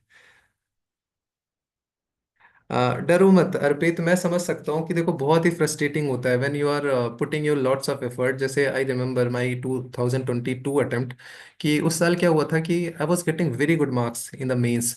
मैं मतलब फोरम की मॉक टेस्ट देता था, वहाँ मेरी रैंक 1 आती थी। इंटरव्यू का ग्रुप था पिछले 21 वाला, वहाँ पे सब लोग डिस्कशन करते थे, कहते थे विकास ये करेगा वो करेगा, इसका सबसे ज्यादा आएगा। मतलब उसमें वो निकलता था क्योंकि मेरे बहुत अच्छे मार्क्स आते थे, आई वॉज वेरी कॉन्फिडेंट। और सोचो मेरा उस साल मेंस नहीं हुआ, तो कितनी ज्यादा फ्रस्ट्रेटिंग होती है कि आप फिर से उस साइकिल में लगते हो, बहुत अनसर्टेन हो जाता है। UPSC is very very uncertain. I have seen so many people कि जब उन्होंने किसी चीज के लिए बहुत ज्यादा मेहनत की, वो नहीं मिला, जब रैंडमली दे दिया तो हो गया। बहुत सारी सर्विसेज होती हैं कि आप उस चीज के लिए बहुत मेहनत नहीं करते, आप वहां सेलेक्ट हो जाते हो और आपको रियलाइज होता है कि that is actually better place to work. तो यू डोंट नो कब कहाँ चीजें ले जाए, बट फ्रस्ट्रेशन होती है यार। वही मैंने बोला ना कि 1-2 साल रहता है, ये स्ट्रगल है, वो सब पास हो जाएगा, सब ठीक हो जाएगा। हाँ, टेस्ट का सॉल्यूशन बाद में मिलेगा। हाँ, बैकलॉग अभी आपको खत्म करना है। ज्वाइन 25 दिसंबर को पाथ फाइंडर ज्वाइन किया, तो आप ज्योग्राफी जितने भी जल्दी हो सके खत्म कर लो, जो बैकलॉग है 2-4-6 दिन के। और उसके बाद आप जो नेक्स्ट होगा वो उस पर आप चालू करना शुरू कर दो धीरे धीरे। जो आपका छूट गया गैप वो आप वहाँ पे पूरा कर लेना। सर पीओक्यू से भी नोट्स निकालने हैं सर। हाँ, उसके नोट्स जो सब्जेक्ट वाइज हैं उसके आप थोड़े से निकाल सकते हो। हम लोग तो अपने पीओक्यूज में ऐसे ही दे देते हैं, और जो ईयर वाइज है उसमें आपको सीखने की ज़्यादा ज़रूरत है, उस पर ज़्यादा फोकस करना। हाँ, उसमें कोशिश रहेगी संजू कि ज्यादा से ज्यादा टेस्ट मैं पाथ फाइंडर में अपलोड करूं, ताकि आप लोग कहीं ज्वाइन करने की जरूरत न रहे। I solve mock on time place, this is huge mismanagement. नहीं तो वो चीजें आपको काम करने की जरूरत है ना, इसीलिए आप ओपन मॉक टेस्ट ज्यादा से ज्यादा लगाओ जानवी। जितना भी आप ओपन मॉक टेस्ट लगाओगे उतना फायदा होगा। Current affair selection path finder for science environment and IR, science environment and economy Abhishek. But no issue, IR भी करवा देंगे। इतना क्या, आप लोगों ने इतना ज्यादा प्यार दिया, इतने धुआंधार एडमिशन हो गए उसमें नंबर डबल हो गए, तो छोटी चीज है यार, आईआर भी करवा देंगे, उससे भी ज्यादा करवा देंगे। डोंट वरी, आपको ऐसा फील नहीं होगा कि चीजें छूट गई या ये नहीं हुआ वो नहीं हुआ। You will feel very happy. मतलब जब आपका चीजें सब खत्म हो जाएंगी ना, तो आपको बहुत कॉन्फिडेंस आएगा। सर एक डाउट था, वेडिंग है और घर से प्रिपेयर करता हूँ तो थोड़ा डिस्टरबेंस होता है, इसके लिए प्लान अभी से थोड़ा चेंज करूँ या नॉर्मल? देखो सर एक डाउट था, अप्रैल में मेरी ओन सिस्टर की वेडिंग है। देखो ठीक है, बहन की शादी होती है तो आई कैन अंडरस्टैंड, रिस्पॉन्सिबिलिटी होती है। मेरे घर में भी शादी होती थी, मेरे चाचू की थी, मैं अटेंड नहीं किया था, मैं शादी में नहीं गया था, मेरा उस टाइम पे फॉरेस्ट मेंस था। तो थोड़ा सा उस चीज को मैनेज करना सीखो नावेद। अगर आपको लग रहा है कि घर में और लोग उस चीज का कर सकते तो थोड़ा काम अपना डेलीकेट कर लो, और पढ़ाई पे ज्यादा फोकस करो। 2-4 दिन निकाल लो फुल फ्लैश कि चलो बहन की शादी है तो 7, 8, 9, 10, मान लो 9 को शादी है, 3-4 दिन आपने निकाले, कंप्लीटली आप उसमें इन्वॉल्व होगे। बाकी पढ़ाई पे पहले प्रायोरिटी रखो। एनवायरनमेंट एंड प्रेशर से टाइम मैनेजमेंट खराब होती है। नहीं तो आप ज्यादा से ज्यादा करो, आप ओपन मॉक टेस्ट ज्यादा से ज्यादा दो, तो आपको चीजें ज्यादा समझ में आएंगी। ओके। और कुछ? Yes yes, is my friend Pankaj, very old friend. Satyam भाई, 5 साल से दोस्त हैं हमारे, तब तो हम लोग साथ में तैयारी करते थे। He is very good friend. Thank you. Okay okay, anything else? तो उस चीज की ट्रेनिंग करो ना यार, मतलब डाउट्स होने लगते हैं वो तो होंगे। मैं उस चीज को जब पीवाईक्यू के, अभी मैं 24 का पीवाईक्यू लेके आऊंगा, या अगर आप कोर्स में हो तो आपको पता चलेगा, उस चीजों पे हम लोग बात करेंगे।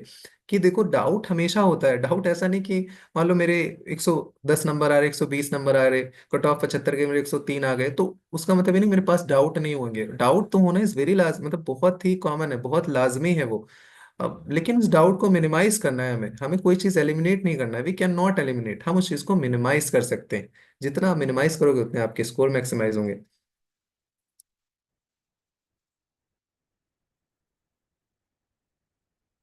अच्छा, आप सारे लोग,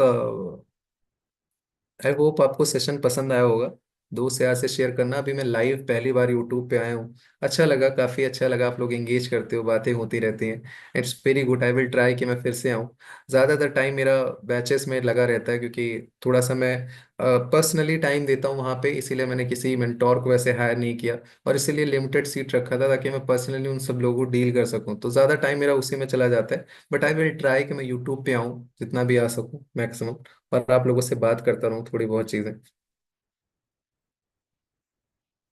हाँ सर, न्यूज़पेपर ना रीड करें, बिल्कुल सेफ होगा अंशु।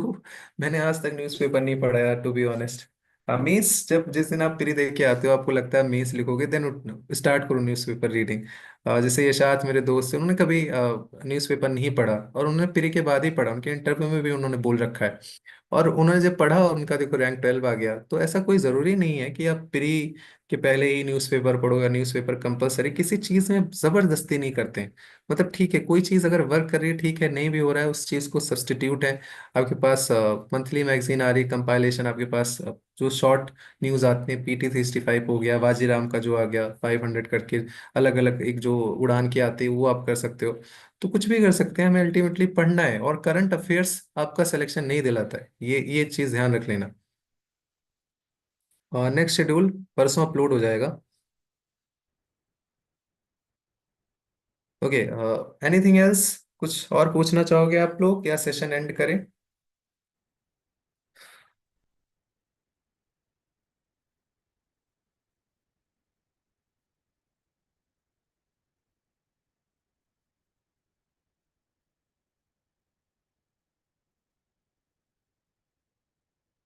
ओके, तो I think now it's clear. See you in the next session, till then take care, बहुत जल्दी हम दूसरा सेशन भी लेंगे और बहुत सारी बातें करेंगे। तब तक के लिए take care, good night, bye bye, Tata.